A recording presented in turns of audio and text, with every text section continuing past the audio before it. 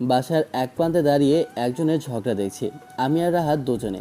বাহ, মানুষের ঝগড়া দেখতে এত যে শান্তি লাগে কি আর বলবো। কান পেতে দুজনের ঝগড়া শুনতে পাচ্ছে। একজন বলতেছে, এই গোলামের পুত, তুই কি আমার ভাত কাপড় ঠিক মতো দেস নাকি? আরেকজন বলতেছে, ভাত কাপড় না দিলে তুই পরশটা কি? আহা, কে যে শান্তি লাগতেছে। মানুষের ঝগড়া দেখতেই একটা অন্যরকম ফিলিংস আসে। কি বলেন আপনারা? আমি আর রাহাত আমরা দুজন ঝগড়া দেখছিলাম, ঠিক তখনই একটা আটার বাটি এসে দুজনের মুখের মধ্যে লেগে গেল। দুজন একদম সাদা ভূতের মতো হয়ে গিয়েছি। এদিকে ওরা ঝগড়া করছে আর আমরা মাঝখানে মার খেলাম। তখন আমার বন্ধু রাহাত আমার উদ্দেশ্যে বলে ওঠে, রাহাত, দূর হ শালা, তোর জন্য শুধু শুধু আমার এমন অবস্থা হয়েছে। শালা, মানুষের ঝগড়া দেখার জন্য আমাকে টেনে হিসেবে এখানে নিয়ে এসেছিস, শেষ পর্যন্ত নিজে আরও ঝামেলার মধ্যে পড়ে গেলাম। এখন যদি এমন অবস্থায় বাসায় যাই তাহলে কি হবে? ওরে শালা, এখন দেখি সব দোষ আমার। শালা নিজে কল করে বলেছে একটা সিনেমা দেখাবে লাইভ, তাও আবার সরাসরি, তাই জন্য এসেছি। আর এখন বলছে নাকি আমি তাকে নিয়ে এসেছি। আল্লাহ, তুমি আমারে উপরে উঠায় নাও। এই হারামি বাটপার বন্ধু আসলে এমন একটা বন্ধু যার কপালে আছে তার জীবনটা তেজপাতা হয়ে যাবে। এমন বন্ধু থাকলে শত্রু আর বিপদ কেন, কোনো কিছুর অভাব হবে না। এগুলো বলতেছি হালাকে তখনই হারামজাদা আমার উদ্দেশ্যে বলে ওঠে, আরে দোস্ত, একটা কথা বলতাম তোকে। আসলে কিছুদিন না মনটা বলতেছে কিছু চুরি করি কিছু চুরি করি, কিন্তু কি করব বল, খুব ইচ্ছে করছে, কিন্তু কিছুই করলে ভালো হয় বলতো। হারামজাদা, আমাকে নিয়ে শুধু চুরি করার ধান্দা। শালা, তোর জন্য মায়ের কাছে কেলানো খাইতে হয় আমাকে। রোজ রোজ এভাবে বিচার দেওয়া আর মায়ের খাওয়া ভালো লাগে না। হারামজাদা, নিজে চুরি করিস আর আমার দোষটা বলে দিস। নিজে তো একেবারে সাধু মহারাজ হয়ে যাস আম্মুর সামনে। আম্মু বললে মনে হয় তুই একটা ফেরেস্তা, আর সব দোষ আমার, সব শয়তানের দোলামি। হারামজাদা, তোর জন্যই তো কবে থেকে বাসা থেকে আম্মু আমাকে বের করে দেয় সেটাই জানি না। ওরে, তুই তো হচ্ছিস আমাদের গুরু, আর তুই যদি এসব কথা বলিস তাহলে হবে নাকি? চল, রফিক চাচার একটা ছাগল আছে, ওইটা মেরে দিই। ওরে শালা, রফিক চাচার মায়ের সাথে প্রেম করিস আর বলতেছিস রফিক চাচার মায়ের এত বড় সর্বনাশ করে দিবি? তুই যদি ছাগলটা মেরে দিস তাহলে কি তোর কি মনে হয় রফিক চাচার মায়া তোরে রাখবো? একেবারে দাও দিয়া তোরে পিঠে কোবাবো, হারামজাদা কোথাকার। তাহলে কি করি বল, মনটা তো আনচান আনচান করছে। আচ্ছা, আমাদের তো আবার আগামীকালকে ভার্সিটি খোলা আছে, ভার্সিটিতে যাবে নাকি? ভার্সিটিতে যাওয়া না যাওয়া সেটা বড় কথা নয়, বড় কথা হচ্ছে আজকে যেহেতু চুরির কথা বললি, মনের মধ্যে একটা আশা জমেছে, চুরিটা করেই ফেলি। কি বলিস? সামনে দেখতে পাচ্ছিস রহিম চাচার হাঁস উঠতেছে, একটা মেরে দিই। রাহাত, শালা হাঁস মারবি? তাহলে হাঁস পার্টি চল, আজকে নাকি সন্ধ্যায়। শালা হাঁস মারবি? তাহলে হাঁস পার্টি চল, আজকে নাকি সন্ধ্যায়। সন্ধ্যায় ভালো, অন্ধকার থাকলে কেউ টের পাবে না। তোর মাথায় শুধু উল্টাপাল্টা বুদ্ধি আসে কেন বলতো? গতবার আম চুরি করতে গিয়ে কুকুরের তারা খাইছিলি, ভুলে গেছিস? আরে ওইটা ছিল দুর্ঘটনা, এইবার প্ল্যান একদম ফাটাফাটি। তোর ফাটাফাটি প্ল্যান শুনলেই আমার বুক ধরফর করে। দেখ, সন্ধ্যায় রহিম চাচার পুকুর পাড়ে যাব, একটা হাঁস ধরে ছবি তুলব, তারপর আবার ছেড়ে দিব। দাঁড়া দাঁড়া, এতক্ষণ ধরে চুরির কথা বলে শেষমেশ ছবি তুলবে? আর কি, আসল চুরি না, শুধু মজা করছিলাম। তুই তো ভয়ে অর্ধেক মরে গেছিস। হারামজাদা, আমি ভাবলাম সত্যি সত্যি হাঁস নিয়ে পালাবি। তা না হলে তোর মুখের ওই অবস্থা দেখতাম কিভাবে? একদিন তোর জন্যই আমার হার্ট অ্যাটাক হবে। আগে হাসির সাথে সেলফি তুলি, তারপর হার্ট অ্যাটাক নিয়ে চিন্তা করিস। শোন, আমার মনে হয় বাসায় যাই। আজকে যে আটার বাটি মুখে খাইলাম, এখনও গন্ধ বেরোচ্ছে। সত্যি বলতে কি, আমিও ক্ষুধায় মরতেছি। আগে বাসায় যাই, তারপরে ব্যবস্থা হবে সন্ধ্যায়। বন্ধু, আমি ব্যবস্থাটা করবই, কিন্তু মনটা এখন আনচান করতেছে। কি আর করব, লোভ সামলাতে পারছি না। এই যে এইসব ধান্দা আমাদের বেশ ভালোই লাগে। কি বলিস তুই? ঠিক বলেছিস বন্ধু, এমন যদি করতে পারি তাহলে তো মজাই মজা। আমি আর হাত এগুলো বলছিলাম, ঠিক তখনই পেছন থেকে কেউ যেন আমার হাত ধরে ইশারা করছে। আমরা পেছনে তাকাচ্ছি না, আমরা দুজন মনে হয় সুখে রহিম চাচার হাসির দিকে তাকিয়ে এসব আলাপ করছিলাম। তখনই আবারও আমাদেরকে পেছন থেকে ধাক্কা দিয়ে একজন বলে ওঠে, কি বাবারা, এখানে দাঁড়িয়ে দাঁড়িয়ে মনে হয় তোমরা কিসের ধান্দায় আলাপ করছো। আমি তো বেশ বুঝতে পারছি, তোমরা কি ধান্দার আলাপ করতেছো? এইগুলো কিন্তু তোমরা যা করতেছো একদমই কি ঠিক করতেছো? আমার এখন কচি কচি দেখতে হাঁসগুলো তোমরা মেরে দেওয়া ধান্দা করছো। মনে হচ্ছে তোমাদেরকে আমি ধরতে পারবো না। তোমরা কি ভেবেছো? আমি ঠিকই জানি যে চোরের 7 দিন, গেরাসাতার 1 দিন। আজকে তোমাদেরকে হাতে নাতে ধরেছি। আজকে তোমাদের মায়ের কাছে আমি বিচার দিব তোমাদের দুজনকে ধরে। আমি আর রাহাত কথাটা শুনে পেছনে ঘুরে তাকিয়ে আমাদের যেন জমিনের তলা থেকে নিচ 2 ভাগ হয়ে গেল। কারণ আমাদের সামনে যে দাঁড়িয়ে আছে সে যে আর কেউ না, রহিম চাচা। আমাদের সব কথাগুলো শুনে ফেলেছে। এখন উনি তো রেগে আমাদের উপর আগুন হয়ে আছে। আমরা তো ভয়ে দুজনে একদম দাঁড়িয়ে গেলাম, বরফের মতো জমে আসি। তখনই আমাদের উদ্দেশ্যে আবারও রহিম চাচা বলে ওঠে, তোরা আমার যা ছিল সব কিছু চুরি করেছিস, আর এখন বসে মনে হচ্ছে আমার যে হাঁসগুলো আছে এইগুলো চুরি করার ধান্দায় আছিস, তাই না? না চাচা, আপনি যা ভাবছেন তা একদমই ঠিক না। আমার মতো মাসুম বাচ্চা এই এলাকার মধ্যে একটাও পাবেন না। আসলে এইগুলোর পেছনে কার হাত আছে আপনি জানেন? এই সবগুলোর পেছনে আমার বন্ধু রাতের হাত আছে। ওই শালা, ওই হারামজাদে আমাকে এইসব করতে বলেছে। আমি এসবে একদমই নেই। শুধু শুধু আপনি আমাকে কিছু বলবেন না। আমি কিছুই জানি না। আমি এখানে শুধু এসেছি, এই তো আমাকে নিয়ে এসেছে। আমি কিচ্ছু জানি না।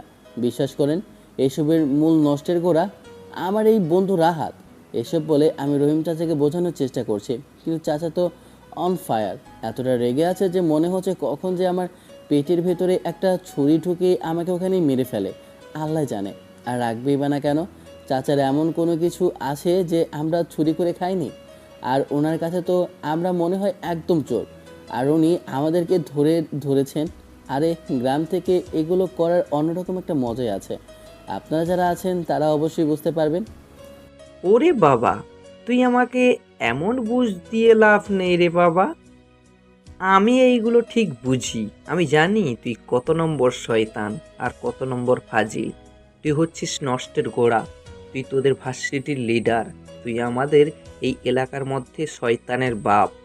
তোকে যদি আমি ছেড়ে দিই তাহলে সাক্ষাৎ একটা ইবলিসকে ছেড়ে দেওয়ার সমান হবে। তুই যে নাটোরের গুরু, ওই নাটোরের গুরুরে যদি আমি সোজা না করতে পারি তাহলে দেখবি পুরো পোলাপাইন কেউ সোজা হবে না।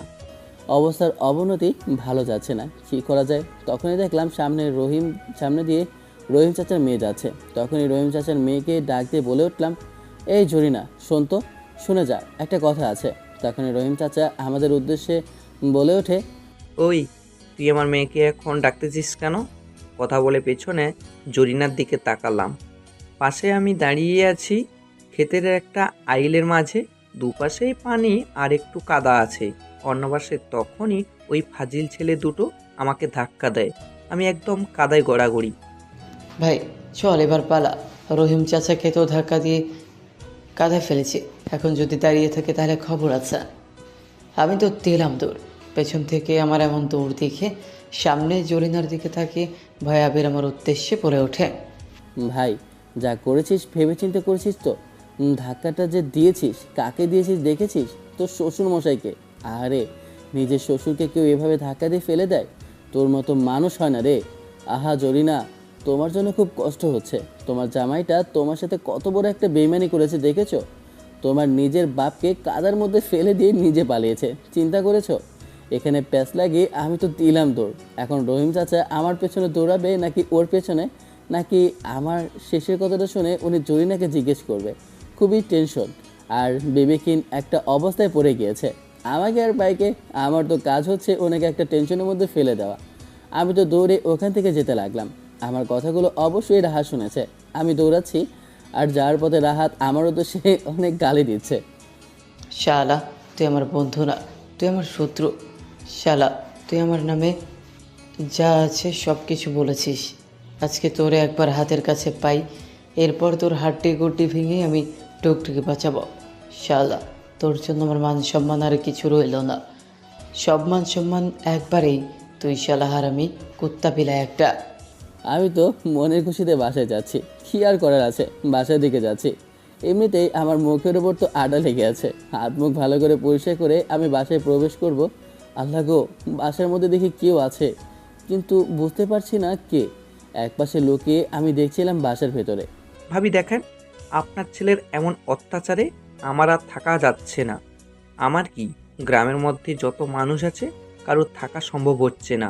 আপনি একজন সম্মানিত মানুষ, আপনি এই এলাকার চেয়ারম্যান, আর আপনার ছেলের এমন অবস্থা, আমরা কি করব বলেন?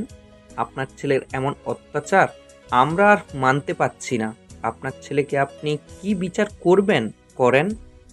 দেখেন ভাইজান, ছেলেটাকে অনেক আদরে বড় করেছিলাম, কিন্তু ছেলেটা এমন দিন দিন বাদর হয়ে যাবে কে জানতো। আমি তো এলাকার চেয়ারম্যান, যা লাগবে আমার থেকে নিয়ে গিয়ে খা, প্রয়োজন হলে নিজের বন্ধুদের সবাইকে ডেকে এনে সব কিছু বাসার মধ্যে কর না। আমার এত বড় বাড়ি, কিন্তু ও বাসায় থাকবে না, শুধু বাইরে বাইরে থাকবে। আর ওর নামে যে কত কমপ্লেন আসে রোজ রোজ, কি বলবো। সবার টাকা দিতে দিতে কখন যে আমি ফকির হয়ে যায় আল্লাহ জানে। ওই ছেলে প্রতিনিয়ত মানুষের জরিমানা করায়, কার কি হয়েছে আমি জানি না, কিন্তু মানুষ এসে বলে সব কিছু ওই করেছে। এখন কি করব বলেন? আচ্ছা, ও বাসায় আসুক, ওকে আমি শেখাবো। আপনারা বলেন, এখানে কত টাকা ক্ষতিপূরণ দিতে হবে? আব্বে, ক্ষতিপূরণের কথা শুনে আমি দৌড়ে বাসায় গেলাম। বাসায় গিয়ে বলবো, রহিম চাচা, রহিম চাচা, আপনি মিথ্যা কথা বলছেন কেন? আপনার এখানে কয় টাকায় কি গিয়েছে মিয়া? কি নিয়েছি? শুধু শুধু আমার নামে মিথ্যা কথা বলতে এসেছেন এখানে? আপনার না হলেও 2-4 টাকার জিনিস হবে না, এসে এখানে আম্মুর কাছে 20,000 টাকা দাবি করছেন? এটা কোনো কথা? আরে, আমি তো আম্মুর ব্যাগ থেকে 2,000 টাকা নিলেও আপনার কাছে গিয়ে এগুলো ধরতাম না, শুধু শুধু 20,000 টাকা। কথাটা বলে শেষ করতে পারলাম না। আম্মু গাল টিপে ঠাস করে একটা থাপ্পড় দিল। আমি কি করি? কথা তো হলো, কিন্তু আমার কথা কি মেনে নিল? তুই চুপ কর, তোর জন্য সব কিছু হয়েছে। তুই কারো ছাগল চুরি করিস, কারো বা তুই কলা চুরি করে নিয়ে এসেছিস, কারো বাড়িতে হাঁস চুরি করেছিস। তোর কিসের কমতি আছে বল? আমি হচ্ছে এলাকার চেয়ারম্যান, তুই যা ইচ্ছে তাই নিবি, যা ইচ্ছা তাই করবি। আমার বাসায় যা আছে এগুলো নিয়ে কর। আমার বাসায় কোনো কিছুর কম আছে নাকি? তাহলে মানুষের জিনিস কেন ধরতে চাস তুই?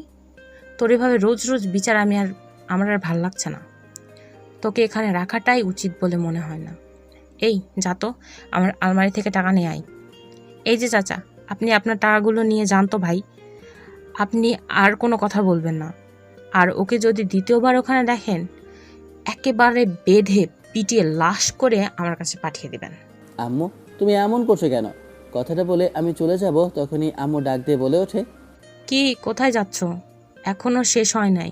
তুমি কি ভেবেছ তুমি প্রতিনিয়ত রোজ রোজ এসব করবে আর ছাড় পেয়ে যাবে? আমি একটা সিদ্ধান্ত নিয়েছি, এছাড়া আর কিছু হবে না। মানে? আম্মু, তোমার কথা তো আমি ঠিক বুঝতে পারলাম না।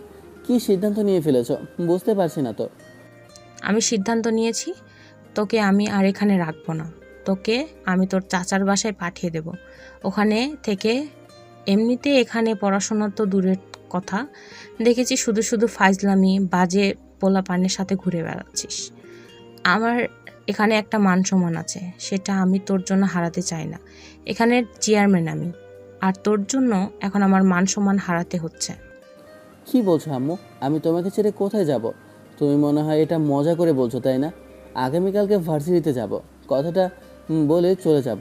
ঠিক তখনই আম্মু শক্ত স্বরে আমার পেছনে দাঁড়িয়ে আমার উদ্দেশ্যে আবারও বলে ওঠে, না, আমি কোনো তোকে মিথ্যা কথা বলছি না। তোর চাচার সাথে আমি কথা বলেছি, তুই ওখানে পড়াশোনা করবি।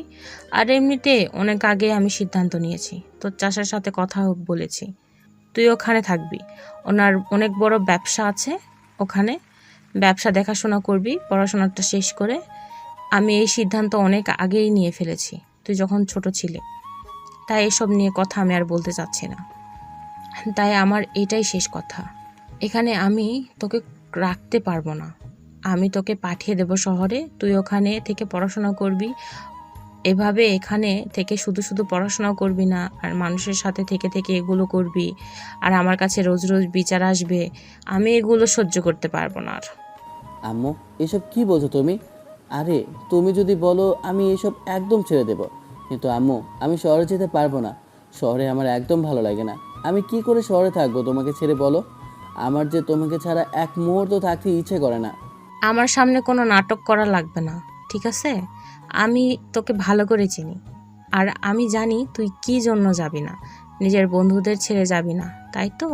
এটাই তো আমি খুব ভালো জানি, কিন্তু এসব বললে চলবে না তো চান্দু, তোকে যেতেই হবে, এটাই আমার শেষ কথা।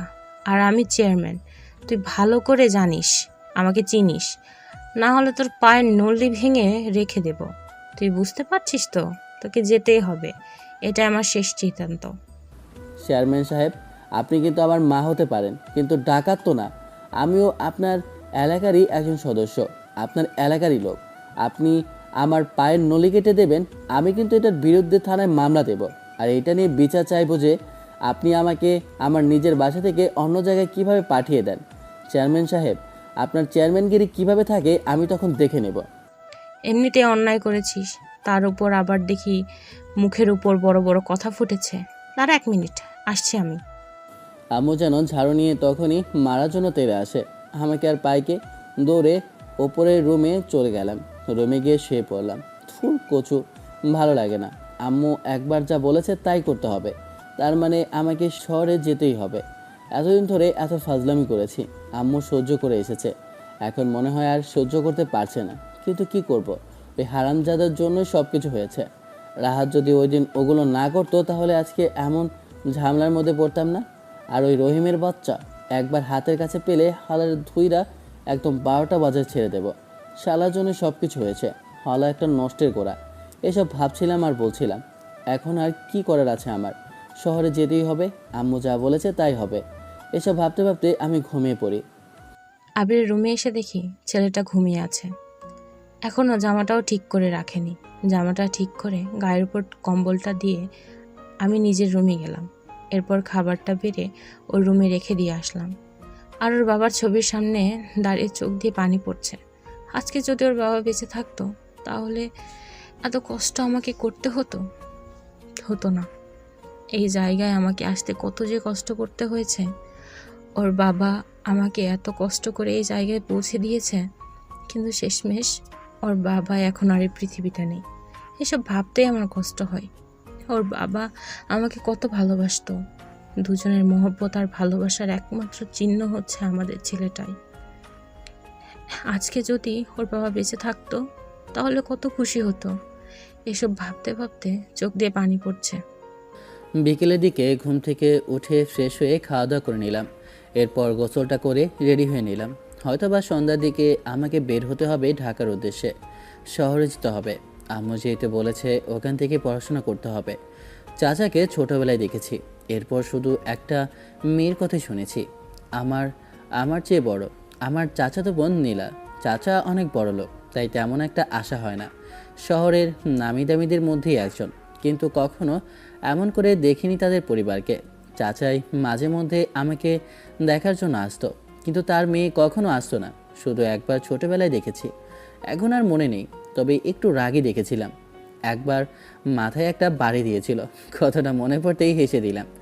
আমি বাসা থেকে বের হয়ে রাহাতের সাথে দেখা করতে যাচ্ছিলাম। যেহেতু সন্ধ্যায় চলে যাব, তাই শেষবার ওর সাথে দেখা করে বলবো। রাতে কল করতেই রাহাত টমটমের দোকানে এসে পৌঁছালো। আমি বাসা থেকে বের হলাম। ওহ, এত সময় আপনাদেরকে আমার পরিচয়টাই দেওয়া হলো না। আমি আবির, পরিবারের একমাত্র সন্তান। আমার মা এই এলাকার চেয়ারম্যান। আমার বাবা ছোটবেলায় মারা গেছেন। আমি আমার মায়ের আদরের বাদর ছেলে। দেখেছেন তো, আসলে গ্রামের মধ্যে থাকলে এসব ফাজলামি না করলে জীবনটাই যেন পাঞ্চে লাগে, তাই এসব চাওড়ামি করেছি। আর এগুলো শিখেছি আমার বন্ধু রাহাত। আর হালা বলে কি না আমি নাকি এগুলোর লিডার। ওই হালাকে পাইলে 2-4টা লাঠি মারতে ইচ্ছে করে এখন। আমি টমটমের দোকানের সামনে দাঁড়িয়ে দেখি হারামজাদা পেছনে দাঁড়িয়ে চা খাচ্ছে আর হাতে একটা সিগারেট। পেছন থেকে মারলাম একটা সচরে লাথি। চাটা পড়ে গিয়ে সিগারেটটা একেবারে মুখে ঢুকে যায়। পেছন ফিরে আমার উদ্দেশ্যে অমনি চেঁচিয়ে বলে ওঠে, হারামজাদা, লাথিটা মেরেছিস একবারে পাশার মধ্যে। চাটা পড়ে গেল। দুঃশালা, এমন করে কেউ মারে? আর হঠাৎ করে কল করলি যে কেন? মাইটাকে একটু বেশি খেয়েছিস নাকি খালাম্মার কাছে? দুই শালা, তুই বেশি কথা বলিস। আমি আর এখানে থাকছে না, আম্মু আমাকে শহরে পাঠিয়ে দিয়েছে, সেই জন্যই তোকে ডাকলাম। মন খারাপ করিস না, আমি চলে যাচ্ছি, হয়তো বা আবার ফিরে আসতেও পারি। আলহামদুলিল্লাহ, শুনে অনেক খুশি হলাম। হারামজাদা, তোর জন্য ওই যে রহিম চাচার সাথে আমার ঝামেলাটা বাঁধলো। শালা, তুই চলে গেলে তো অন্তত জরিনার সাথে আমার রাস্তাটা ক্লিয়ার হয়। শালা, তুই সবসময় ভেজাল আর ঝগড়া লাগিয়ে দিস। যাক, কবে যাবে বল, আমি তোকে এগিয়ে দিয়ে আসবো। সারা, তুই কিভাবে ভাবলি তুই চলে যাবি আর আমি বাংলা সিনেমার বন্ধুদের মতো কান্নাকাটি করব আর বলবো, বন্ধু তুই চলে গেলে আমার কি হবে? আরে হারামি, তোর জন্য সব হয়েছে। তুই তো হালা আমাদের লিডার, আর তুই চলে গেলে পুরো এলাকাটাই তো শান্তিতে থাকতে পারবে রে। তুই শালা যখনই কলেজে যাস সব মেয়েরা তোর ওপর ক্রাশ খায়, আর আমার দিকে তো হালা একটা মেয়েও ফিরে তাকায় না। শালা, সব কিছুর মধ্যে তুই ভাগ বসাস, আমি কি পাই শুনি? শালা, তোর সাথে থেকে থেকে আমি শুধু বড়ই হয়ে গেলাম রে। সব কিছু তুই পেয়ে যাস, এখন তুই চলে গেলে আমি শান্তিতে রাজত্ব করব। বন্ধু, তুই তো আমার বন্ধু না, শত্রু। ভেবেছিলাম তুই কষ্ট পাবে, কিন্তু হারামজাদা খুশিতে নাচানাচি করছিস। দাঁড়া তবে রে। কথাটা বলে আমি ওকে মারার জন্য তেড়ে গেলাম। রাতকে আর পাইকে ও তো দৌড়ে একদম একটানে পালিয়ে গেল। আমি ওকে একবার হাতের কাছে পাই, তারপর দেখাবো। শালা, তুই একটা বেইমান, বেইমান বন্ধু আমার। এসব বলতে বলতে আমি বাসায় ফিরলাম। বাসায় গিয়ে দেখি, বাহ, আম্মু সব কিছু রেডি করে দাঁড়িয়ে আছে। আর কি করার, খাওয়া দাওয়া করে ফ্রেশ হয়ে একদম আম্মুর সাথে গাড়িতে উঠে বসলাম। এরপর আমাদের গাড়িটা শহরের উদ্দেশ্যে রওনা দিল। কী আর করার আছে, আমি কখন যে আম্মুর কোলে মাথা রেখে ঘুমিয়ে পড়ি নিজেও জানি না।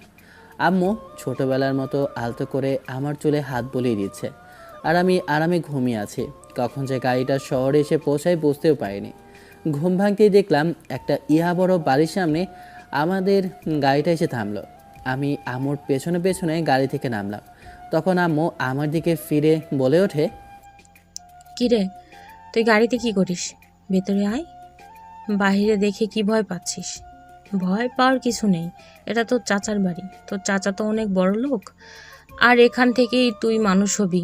তোর চাচা অনেক পরিচিত মানুষজন আছে এখানে, আমি ওনার সাথে কথা বলেছি। তুই এখান থেকেই পড়াশোনা করবি। আয়, ভেতরে আয়। ভেতরে আসতেই তখনই আবিরের চাচা দৌড়ে আসেন, এসে আমাদের উদ্দেশ্যে বলে ওঠেন, আসসালামু আলাইকুম ভাবিজান, কেমন আছেন? আসতে কোনো সমস্যা হয়নি তো? আরে আবির বাবা, কি কেমন আছো তুমি? দেখি একদম চুপ, মন খারাপ। মন খারাপের কিছু নেই, আমাদের এখানে থাকলে তোমার মন ভালো হয়ে যাবে, সমস্যা নেই, আসো। আর ভাবিজান, আমি তো ভার্সিটিতে কথা বলেছি, ওর অ্যাডমিশনের সব ফাইল নিয়ে এসেছেন তো? আমি ওখানে অ্যাডমিশনের ব্যবস্থা করে দিচ্ছি, শুধু আগামী কাল গিয়ে ফাইলটা জমা দিলেই ও ক্লাস করতে পারবে, সমস্যা নেই। চলেন, বাইরে দাঁড়িয়ে কথা না বলে ভিতরে আসেন। না না ভাইজান, আসলে আমার এখন একদম সময় নেই, আমাকে এক্ষুনি বের হতে হবে। জানেন তো, এলাকার চেয়ারম্যান বলে কথা, অনেক ঝামেলার মধ্যে আছি। কয়েকটা সালিশ বিচার আমাকেই সামলাতে হবে, আর ওদিকে নতুন রাস্তার কাজের দায়িত্বও নিয়েছি, সেগুলো নিয়েও কথা বলতে হবে। তাই আমার এখানে থাকা সম্ভব হবে না। আর আপনি তো ওর বাবার মতোই, আপনি আপনার ভাইপোকে দেখে শুনে রাখবেন। ভাবির সাথে তো কথা হলো না, ভাবি মনে হয় কাজে কাজে ব্যস্ত আছেন, পরে না হয় ফোনে কথা বলে নেব, সমস্যা নেই, আমি আসছি। কথাটা বলেই আমি আবিরের হাতে কিছু টাকা দিলাম। জানি ছেলেটার জন্য আজ বুকটা ফেটে যাচ্ছে, কিন্তু কি করব, নিজের চোখের পানিগুলো অনেক কষ্টে আড়াল করে গাড়িতে বসে পড়লাম। গাড়িতে উঠতেই আর নিজেকে ধরে রাখতে পারলাম না, চোখ দিয়ে অঝরে পানি পড়তে লাগলো, বুকটা ফেটে যাচ্ছে কান্নায়। কি করব আমি, নিজের সোনা মানিকটাকে একা ছেড়ে যাচ্ছি অন্য মানুষের বাড়িতে। কখনো যে ছেলেটাকে চোখের আড়াল হতে দিইনি, তাকে এত দূরে রেখে যাচ্ছি। আমি জানি আবিরও আমার জন্য মন খারাপ করে কাঁদছে, অনেক কষ্ট পাচ্ছে, কিন্তু আমার সামনে প্রকাশ করতে চাচ্ছে না। তবে ওর ভালোর জন্যই আমাকে এই কঠিন সিদ্ধান্তটা নিতে হলো। ও যদি সত্যি মানুষ হতে চায় তবে এখান থেকেই হতে হবে। গ্রামের ওই বোকাটে ছেলেদের সাথে থাকলে ও দিন দিন আরো খারাপ হয়ে যেত। আরে আবির, এখানে দাঁড়িয়ে আছো কেন? চলো ভিতরে চলো, এখানে দাঁড়িয়ে থেকে মন খারাপ করো না। আর এমনিতেই তো আমার মায়ের সাথে আমার কথা হয়েছে, তোমার মায়ের সাথে আমার কথা হয়েছে, তুমি এখন থেকে আমাদের এখানেই পড়াশোনা করবে। আর দেখো, গ্রামে থেকে শুধু শুধু সময় নষ্ট করে লাভ কি বলো? সেখানকার ইউনিভার্সিটিগুলো তো আর এতটা খারাপ না। এখান থেকে যদি ডিগ্রি নিতে পারো তবে ভালো একটা সম্মান পাবে। এখানকার ইউনিভার্সিটিগুলো খুব ভালো আর নামি দামি। এখানে নীলাও পড়াশোনা করে, তোমার হয়তোবা সিনিয়র হবে, এবার ও মাস্টার শেষ করবে, লাস্ট ইয়ারে আছে। চলো, ও তো এখন ভার্সিটিতে আছে, আগে চলো বাসায়, তোমার রুমটা তোমাকে দেখিয়ে দেই। তোমার চাচি তোমার জন্য ভেতরে অপেক্ষা করছে, ভেতরে আসো। চাচার কথা শুনে আমি তাদের বাসার ভিতরে প্রবেশ করলাম। বাহ, বাসাটা বেশ বড়, দেখতে এত সুন্দর কি বলবো। এত সুন্দর বাসা জীবনে কখনো দেখেছি বলে মনে হয় না। এমন বাসা সবসময় সিনেমার মধ্যেই দেখা যায়, কিন্তু বাস্তবে কখনো দেখতে পাবো এটা ভাবতেও পাইনি। আসলে এত জমকালো বাসা, তাও আবার আমার নিজের চাচার। আমার চাচা যে এত বড় লোক তা আগে জানতাম না, তবে এইটুকু জানি ছোটবেলায় বাবা মারা যান। আর আম্মুর মুখে শুনেছিলাম আমার চাচা যখন ছোট ছিলেন তখন আমার বাবাই তাকে মানুষ করেছিলেন, এমনকি ব্যবসার জন্য টাকা দিয়েছিলেন। কিন্তু আমার বাবা যখন নিজের ব্যবসাটা গুছিয়ে আনছিলেন তখনই এক মর্মান্তিক দুর্ঘটনায় মারা যান। এরপরে মায়ের কাছে কিছু জমি জমা ও সম্পদ ছিল, আর গ্রামের মানুষ মাকে অনেক পছন্দ করত, কারণ আমার নানা ছিলেন ওখানকার গ্রাম প্রধান। আমার মাও খুব ভালো স্বভাবের মানুষ, তাই গ্রামের সবাই মিলে আম্মুকে চেয়ারম্যান পদে দাঁড় করিয়ে দেয়। এরপর বিপুল ভোটে জয়ী করিয়ে গ্রামের উন্নয়ন আর সেবার কাজে লাগিয়ে দেয়। আম্মু এটাতে খুব খুশি, আর এভাবেই আমাদের সংসারটা চলে। আমরা মোটামুটি ভালোভাবেই দিন কাটাচ্ছিলাম, কিন্তু ওই যে ভালো মানুষের ভালো সহ্য হয় না। শালার হারামজাদা ওই যে গ্রামের লোকগুলো আমার পেছনে লেগে রইল। শালা তোদের কি করেছি? দুই একটা জিনিস চুরি চামারি করলে কি এমন মহাভারত অশুদ্ধ হয়ে যায়? আমি হলাম চেয়ারম্যানের ছেলে, একটু একটু বাদদামি করলে তাতে কি আসে যায়? কিন্তু না, আমার মা তো আবার মহা উদার মনের মানুষ, যার কিছু হারায়নি তাকেও দ্বিগুণ ক্ষতিপূরণ দিয়ে দেয়। শালার আমার নাম ভাঙিয়ে কত লোক যে মায়ের কাছ থেকে টাকা মেরে খেলো আল্লাহ জানে। আমি এইসব হাবিজাবি ভাবছিলাম, তখনই চাচি আমাকে দেখে দৌড়ে আমার কাছে এলেন। তারপর আমাকে জড়িয়ে ধরে হাত ধরে ডাইনিং টেবিলে নিয়ে গিয়ে বলে উঠলেন, দেখো না ছেলেটা কেমন শুকিয়ে গিয়েছে। এমনিতেই ভাবি মনে হয় আবিরের একদমই যত্ন নেয় না, শুধু শুধু ওই গ্রামের মানুষের পিছনে সময় নষ্ট করে। ছেলেটার দেখো কি অবস্থা হয়েছে। ও নাকি ওনার একমাত্র ছেলে, দেখো তো কি শুকনা চেহারা বানিয়ে ফেলেছে।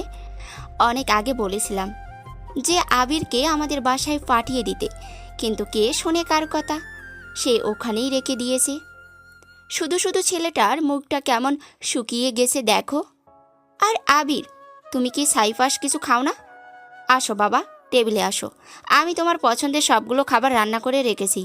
চুপচাপ বসে তুমি আগে খাবারটা শেষ করো। চাচি যে আমার জন্য মায়ের মতো এতটা পাগল হয়ে যাবেন আমাকে দেখার পর তা সত্যিই ভাবতে পারিনি। চাচি আমাকে এতটা ভালোবাসবেন তাও কল্পনা করতেও পারিনি। তাদের মধ্যে যেন বিন্দু পরিমাণও অহংকার নেই, অথচ তারা এই শহরের কত নামি দামি আর বড়লোক মানুষ। আমার প্রতি তাদের এতটুকু ঘৃণা বা অহংকারের ছিটিফোঁটাও নেই, যা আছে তা শুধুই অগাধ ভালোবাসা। তাদের এই নিঃস্বার্থ ভালোবাসা দেখে আমি একদম হাঁ করে অবাক হয়ে তাকিয়ে রইলাম। তখনই চাচা চাচির উদ্দেশ্যে বলে উঠলেন, আরে করজ কি, ছেলেটার মাত্র বাইরে থেকে এসেছে, খাওয়া দাওয়া তো অবশ্যই করবে, তার আগে ফ্রেশ হয়ে নিক, রেডি হয়ে নিক। আর ওর জামা কাপড় দেখেছো, ওর জন্য নতুন জামা কাপড়ও কিনতে হবে। আচ্ছা আগে আসো আবির, তোমাকে রুমটা দেখিয়ে দেই, ফ্রেশ হয়ে নাও, রেডি হয়ে এসো, তারপর সবাই একসাথে খাওয়া দাওয়া করবো। হ্যাঁ চাচি, আমি আগে ফ্রেশ হয়ে নিই, এমনিতেই শরীরটা কেমন যেন লাগছে। কথাটা বলতে চাচা আমাকে আমার রুমটা দেখিয়ে দিলেন। বাহ, রুমটা তো হেব্বি সুন্দর, এত বড় রুম কখনো দেখিনি, আর খুব সুন্দর করে সাজানো গোছানো। দেখছি এখানে দরকারি সব কিছুই আছে। ব্যাগটা একপাশে রেখে সোজা ওয়াশরুমে গিয়ে ফ্রেশ হয়ে নিলাম। তবে সত্যি বলতে এখনই খাওয়া দাওয়া করতে একদমই ইচ্ছে করছে না, তাই চাচিকে বলে একটু বাইরে হাঁটাহাঁটি করার সিদ্ধান্ত নিলাম। আর বাড়িটা তো বেশ বড়, বাইরে চমৎকার একটা গার্ডেন আছে যেখানে নানা রকমের ফুল গাছ লাগানো। গাছগুলোর ফুলের সুবাসে পুরো বাড়িটা যেন সৌন্দর্যে ভরপুর হয়ে উঠেছে। আমার তো বেশ ভালোই লাগছে। পাশে আবার একটা সুইমিং পুলও আছে। আমি আশপাশ ঘুরছিলাম, ঘুরতে ঘুরতে মেন গেটের কাছাকাছি আসতেই হঠাৎ করে কারোর সাথে সজোরে ধাক্কা লাগলো। সামলাতে না পেরে সামনে থাকা একটা মেয়ের সঙ্গে সঙ্গে মাটিতে পড়ে গেল। পরেই মেয়েটা খুব রাগী গলায় চোখ বড় বড় করে আমার উদ্দেশ্যে বলে উঠল, এই ছেলে কানা নাকি, চোখে দেখতে পাস না কিভাবে হাঁটতে হয়? এখনো কি হাঁটা শিখিসনি? এক মিনিট, তুই কে? এই কথাটা বলেই রাগে চোখে আবিরের দিকে তাকাতেই তখন আবির নরম সুরে আমার উদ্দেশ্যে বলে ওঠে, সামনে থেকে মেয়েটা ধমক দিয়ে কথাটা বলল। আমি তার দিকে হাত বাড়িয়ে দিয়ে বলে উঠলাম, আসলে সরি, আমি আসলে আন্টি খেয়াল করিনি কোথা থেকে আপনি চলে এসেছেন বুঝতেই পারিনি। আর আপনি এখানে কথাটা বলে হাতটা বাড়িয়ে দিলাম। মেয়েটা তখন রাগে গজগজ করতে করতে আমার হাতটা ধরে উঠতে গেলে সোজা হয়ে দাঁড়িয়েই আবার চড়াও হয়ে আমার উদ্দেশ্যে বলে উঠল, এই ছেলে, তোর সাহস কত বড় তুই আমাকে আন্টি বলিস? এই দারোয়ান, তোরা কোথায় আছিস? এই বদমাইশ ছেলেটা বাসার ভেতরে কিভাবে প্রবেশ করলো? আর তোর সাহস কত বড় যে আমাকে আন্টি বলিস? তোর সাহস দেখে তো আমি অবাক হয়ে যাচ্ছি। আমার বাসায় প্রবেশ করে তুই আমাকে আন্টি বলছিস? আমি তখনও মেয়েটার হাতটা ধরে দাঁড়িয়েছিলাম। মেয়েটা যখন রেগে মেগে কথাটা বলল, মেজাজটা আরও একটু গরম হয়ে গেল। আমি অমনি ঠাস করে হাতটা ছেড়ে দিলাম। হাত ছাড়তেই মেয়েটা সামলাতে না পেরে ধপাস করে আবারও মাটিতে পড়ে গেল। ধুলাবালি মেখে এবার আরও জোরে চিৎকার করে উঠে আমার উদ্দেশ্যে বলে উঠল, আল্লাহ গো, মনে হয় আমার কোমরটা ভেঙেই গেল। আল্লাহ, তুমি আমাকে ক্ষমা করো। এই ফাজিল শয়তান বদমাইশ ছেলে, তুই আমাকে আবার ছেড়ে দিলি কেন? একবার হাত ধরলি আবার ছেড়ে দিলি? ফাজিল পাতর ছেলে একটা। প্রথমত ধাক্কা দিলি, এরপর আমাকে আন্টি বললি, আর এখন আমাকে বাঁচাতে গিয়ে আবার ফেলে দিলি। শয়তান একটা ছেলে। আম্মু, আব্বু, তোমরা কোথায়? এই ছেলেটা কোথা থেকে এসেছে? ও মনে হয় চুরি করতে এসেছে। আর পাশে সিকিউরিটি গার্ড, ওরা সবাই কোথায় গিয়েছে? একটা চাকরি আমি রাখবো না। এই মেয়ে, তুমি কোথা থেকে এসেছো আর এসব কী বলছো? তোমার কথাবার্তা তো শুনে তো মনে হচ্ছে আসলে তোমার মেন্টালিটিতে কোনো সমস্যা আছে। আর আন্টিকে আন্টি বলবো না তো কী বলবো? হ্যাঁ, দেখে তো মনে হয় তুমি আমার চেয়ে বয়সে বড়। তো আমি তোমাকে কি বলবো শুনি? আর এখানে কিসের জন্য এসেছো? সত্যি মনে হয় পাবনা মানসিক হাসপাতাল থেকে পালিয়ে চলে এসেছো, তাই না?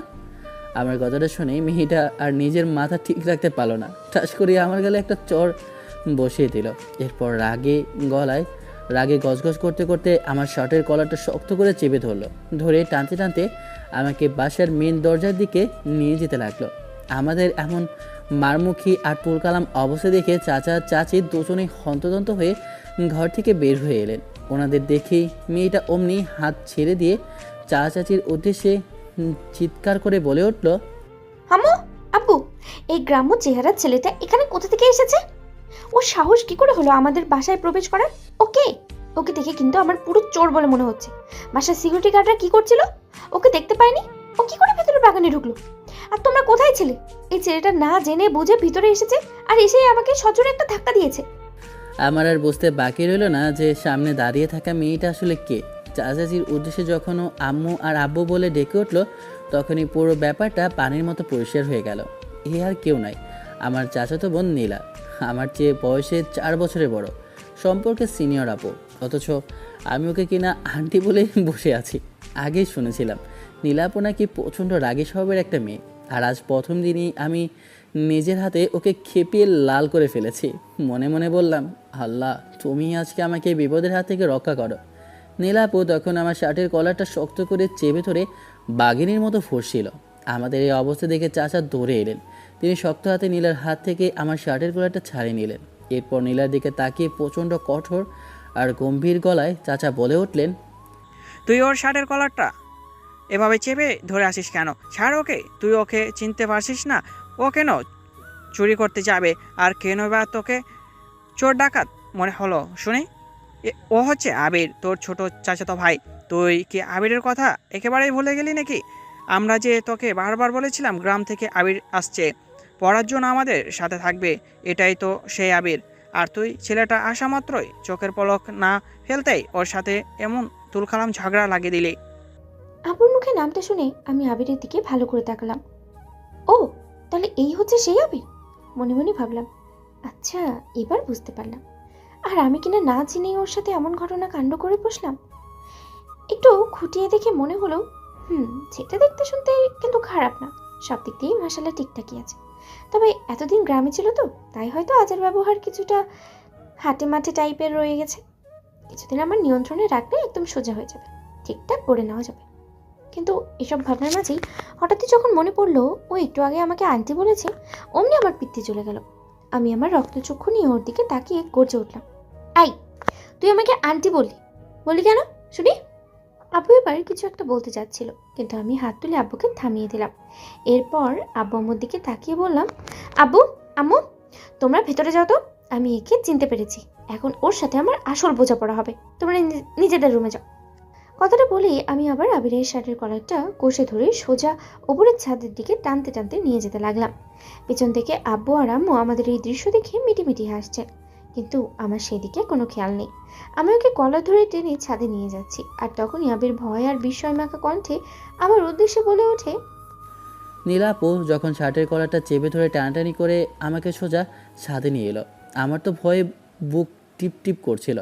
অবস্থা খারাপ দেখে আমার কোনো উপায় না পেয়ে একদম মাসুম বাচ্চার মতো মুখটা বানিয়ে আপুর দিকে তাকিয়ে বলে উঠলাম, নীলা আপু, আসলে আই এম রিয়েলি সরি।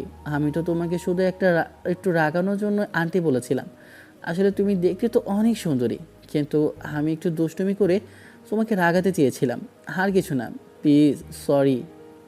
কথাটা শুনে নীলা আপুর চেহারাটা যেন মুহূর্তের মধ্যেই বদলে গেল। আগে সেই রুদ্রমূর্তি আর চণ্ডীরূপ যেন এক নিমেষেই কোথাও হাওয়া হয়ে গেল। চোখ মুখে রাগের ছাপটা অনেকখানি নরম হয়ে এলো। তবে শার্টের কলারটা কিন্তু তিনি পুরোপুরি ছাড়লেন না। একটু আলগা করে ধরে রেখেই মিটমিটিয়ে এক গা জ্বালানো হাসি দিয়ে আমার উদ্দেশ্যে বলে উঠলেন, আচ্ছা ঠিক আছে, মেনে নিলাম, কিন্তু তোর চেহারা এই অবস্থা কেন? গ্রামে থেকে নিজেকে একদম খ্যাতের মতো বানিয়ে ফেলেছিস। জামা কাপড়গুলো তো দেখা যায় একেবারে পুরনো আর ঢিলে ঢালা। কথাটা বলেই হঠাৎ আমার কী যে মনে হলো, সঙ্গে সঙ্গে মুখটা আবার গম্ভীর করে ফেললাম। একদম কড়া আর রাগী গলায় আবিরের উদ্দেশ্যে বলে উঠলাম, তোর কি কোনো গার্লফ্রেন্ড আছে? একদম সত্যি করে বলবি, কোনো মিথ্যে বলবি না। যদি মিথ্যে বলিস বা লুকানোর চেষ্টা করিস, তবে কিন্তু এই ছাদ থেকে তোকে আমি নিচে ফেলে মেরে ফেলবো, আর মাথাটা এক বাড়ি দিয়ে ফাটিয়ে দেবো। বল, আছে তোর কেউ? নীলা আপু হুট করে এই প্রশ্নটা শুনে আমি তো একদম হাঁ হয়ে গেলাম। মনে মনে চরম অবাক হয়ে ভাবতে লাগলাম, আপু আমাকে এত ভালো করে চিনে ফেললো কী করে? গ্রামে থাকতে তো ওনার সাথে আমার কখনোই কোনো কথা হয়নি, উনি কখনো ফোন দিয়ে খবরও নেয়নি। আমি সারা জীবন গ্রামেই কাটিয়েছি, কলেজের ফ্রেন্ডদের সাথে দুষ্টামি ফাজলামি করেছি, গ্রামে ঘুরিয়ে বেরিয়েছি, কোনো দিন তো ঢাকায় আসিনি। আর নীলা আপু কখনো আমাদের গ্রামে যায়নি। তাহলে আমার চালচলন, স্বভাব চরিত্র সম্পর্কে এত কিছু উনি জানলেন কী করে? নাকি চাচি আমার সব খবর আগেই ওনাকে দিয়ে রেখেছেন? মাথায় হাজারটা প্রশ্ন ঘুরপাক খাচ্ছিল বলে আমি কিছুক্ষণের জন্য একদম চুপ মেরে দাঁড়িয়ে রইলাম। আমাকে এভাবে চুপচাপ হাঁ করে তাকিয়ে থাকতে দেখে নীলা আপু এবার গলার আওয়াজ আর একদাপ চড়িয়ে বেশ অধৈর্য ভঙ্গিতে আমার উদ্দেশ্যে বলে উঠল, কি হলো? এমন চুপ করে আছিস কেন? কথা বলিস না কেন? চুপচাপ দাঁড়িয়ে কেবল হাঁ করে আমার মুখের দিকে তাকিয়ে আছিস কেন শুনি? গিলে খাবি আমাকে? আমি তোকে কি জিজ্ঞেস করেছি কান পর্যন্ত পৌঁছায়নি? তোর কোনো গার্লফ্রেন্ড আছে কি নেই সেটা সোজা কথাই বলবি, নাকি আবার একটা থাপ্পড় খাবি? নীলা আপুর এমন ভয়ানক রূপ দেখে আমি তো ভয়ে শেষ। আশপাশে তাকিয়ে দেখলাম যে অনেক সুন্দর করে ফুল গাছ সাজানো আছে। বুঝতে পারলাম যে রুচি আছে নীলা আপুর, কিন্তু এমন হঠাৎ করে প্রথম দেখায় নীলা আপুর এমন ব্যবহারে আমি বেশ অবাক হলাম। তাই আমি নীলা আপুর দিকে ভালো করে তাকিয়ে রইলাম। বাহ, বাগি চোখে আর মুখটা ভীষণ সুন্দর লাগছে, একদম যেন লাল টমেটোর মতো হয়ে আছে নীলা আপুর মুখটা, আর চোখ দুটো যেন বেশ মায়াবী। কিন্তু এই মায়াবী চোখে কেউ যদি রাগীভাবে তাকিয়ে থাকে, তারপরেও যেন আরও বেশি সুন্দর লাগে রাগী মুখটা দেখতে নীলাপুর। যেমন মুখটা আছে ঠিক তেমন আমি নীলাপুর দিকে তাকিয়ে এরপর মাথা নিচু করে নিলাম। তারপর নীলাপুর উদ্দেশ্যে বলে উঠি, আসলে না, আমি কারোর সাথে তেমন কথা বলি না, আর আমার এসবে মোটেও পছন্দ না। আমি এখানে আম্মু বলাতে এসেছি পড়াশোনার জন্য, না হলে তো আমি আসতে চাইনি। তখন আমার এমন কথা শুনে নীলা আপু একগাল হাসি দেয়। এরপর আমার উদ্দেশ্যে বলে ওঠে, ও তাই নাকি? মা বলেছে বললেই সোজা ছেলেটির মতো চলে এসেছিস। বাহ, একদম লক্ষ্মী ছেলে তো। আমার কথাটা শুনে নীলা আপুর ঠোঁটের কোণে একটা দুষ্টুমি ভরা মুচকি হাসি ফুটে উঠল। রাগে লাল হয়ে থাকা মুখটাতে হাসির ঝলক আসতে দেখে যেন সৌন্দর্য আরও একধাপ বেড়ে গেল। তারপর ওনার সেই মায়াবী চোখ দুটো আমার দিকে ছোট ছোট করে রেখে হাতের গ্রিপটা শার্টের কলার থেকে সামান্য আলগা করে দিয়ে আমার উদ্দেশ্যে বলে উঠল, দেখতে তো কিউট আছিস, কিন্তু প্রেম করিস না? বেশি হয়ে যাচ্ছে না? আচ্ছা যাই হোক, আমি তোর সম্পর্কে কিন্তু কিছু খোঁজ খবর নিয়ে দেখেছি। কিছু ভালো দিকও আছে, আবার কিছু খারাপ দিকও আছে। আর তুই যে মানুষের সাথে বেশি ঝামেলা করিস, এগুলো কিন্তু আমি একদম পছন্দ করি না। এসব ঝামেলা করা বাদ দিবি। আর হ্যাঁ, ভার্সিটিতে যদি অন্য কোনো মেয়ের দিকে তাকাস, তাহলে কিন্তু তোর খবর আছে। তুই প্রতিদিন আমার সাথে ভার্সিটিতে যাবি, আবার আমার সাথেই ফিরে আসবি। অন্য কারোর সাথে কোনো কথা বলবি না। ঠিক তখনই নিচ থেকে আম্মু আর আব্বু আমাদের দুইজনকে ডাকতে শুরু করলো। নীলা আপু রেগে গেলে যে এত সুন্দর লাগে তা বলে বোঝানো যাবে না। সত্যি বলতে প্রথম দেখাতেই আমি নীলা আপুর প্রেমে পড়ে গিয়েছি, একদম ক্রাশ খেয়ে ফেলেছি। এত সুন্দর মেয়ে আবার কখনো হয় নাকি? বয়সে আমার চেয়ে বড় না হলে আমি এখনই ওনাকে সোজা প্রপোজ করে ফেলতাম। জীবনে এত সুন্দর মেয়ে এই প্রথম দেখলাম, আর সে কিনা আবার আবার নিজেরই চাচাতো বোন। উনি যদি আমার চেয়ে বয়সে ছোট হতো তবে কতই না ভালো হতো, কিন্তু এখন উনি সিনিয়র, তার উপর আবার ওনার যে চণ্ডী রূপ, ভয়ে তো কিছু বলতে পারছি না। আর আসার পরপরই যে থাপ্পড়টা আমার গালে বসিয়ে দিয়েছিল, এখনও গালে হাত দিলে ভয়ে আত্মা পুরুষ খাঁচা ছাড়া হয়ে যাওয়ার মতো অবস্থা। ঠিক সেই মুহূর্তে নিচ থেকে চাচা আর চাচি আমাদের দুজনকে সজোরে ডাক দিয়ে বলে উঠলেন, নীলা, তোমরা ওখানে কি করছো? চলে আসো, খাবার টেবিলে আসো। এরপর আবিরকে আবার ঘুমাতে হবে। ও এখন তাড়াতাড়ি ঘুমিয়ে যাবে। আগামীকালকে আবার তোমার সাথে ওকে ভার্সিটিতে যেতে হবে। চাচির কথা শুনে আমি আর নীলা আপু নিচে যাই। নিচে খাবার টেবিলে বসে দেখি আমার পছন্দের সব খাবার রান্না করা। আমি তো খাবারগুলো দেখে বেশ অবাক হলাম। খাবার টেবিলে বসে চাচি আমাকে খাবার দিতে লাগলো, যেন আমি তাদের বাসায় নতুন জামে এসেছি। আমি তো মহা খুশি, এ তো আমার পছন্দের খাবার দেখে। খাবারগুলো মুখে দিতে স্বাদটা যেন দ্বিগুণ। আমি এত মজার খাবার কখনো খাইনি, আর এত মজা করে কেউ রান্না করতে পারে তা আমার জানা ছিল না। খাবারগুলো মুখে দিতে যেন মুখের মধ্যে মিলিয়ে যাচ্ছিল। খুব মজা করে আমি খাচ্ছিলাম। আমার এমন খাওয়া দেখে চাচি হেসে আমার উদ্দেশ্যে বলে ওঠে, কি আবির, খাবারগুলো কেমন হয়েছে? ভালো হয়েছে তো? তোমার ভালো লেগেছে তো? এগুলো সবগুলো কিন্তু তোমার পছন্দের খাবার। কি বলবো চাচি, খাবারগুলো এত ভালো লেগেছে যে জীবনে এত সুন্দর রান্না খাবার আমি কখনো খাইনি। খুব মজা হয়েছে। আমার তো ধন্যবাদ দিতে ইচ্ছে করছে যে খাবারগুলো রান্না করেছে, বেশ সুন্দর করে খাবারগুলো রান্না করেছে। আমি কথাগুলো বলছি, তখন কেমন জানি নীলাপুর মুখটা লাল টমেটোর মতো হয়ে যেতে লাগলো। বুঝতে পারলাম না। তখন চাচি আমার উদ্দেশ্যে বলে ওঠে, ধন্যবাদ যদি দিতে হয় তাহলে নীলাকে দাও। নীলাই বরং আজকে সারাদিন তোমার জন্য এগুলো রান্না করেছে। তুমি আসবে বলে ওকে আমরা বলেছিলাম, তাই ও নিজের হাতে তোমার জন্য এত পছন্দের খাবার রান্না করেছে। আমি তো বেশ অবাক হয়ে নীলাপুর দিকে তাকিয়ে রইলাম। নীলাপুর লজ্জায় মাথা নিচু করে রয়েছে।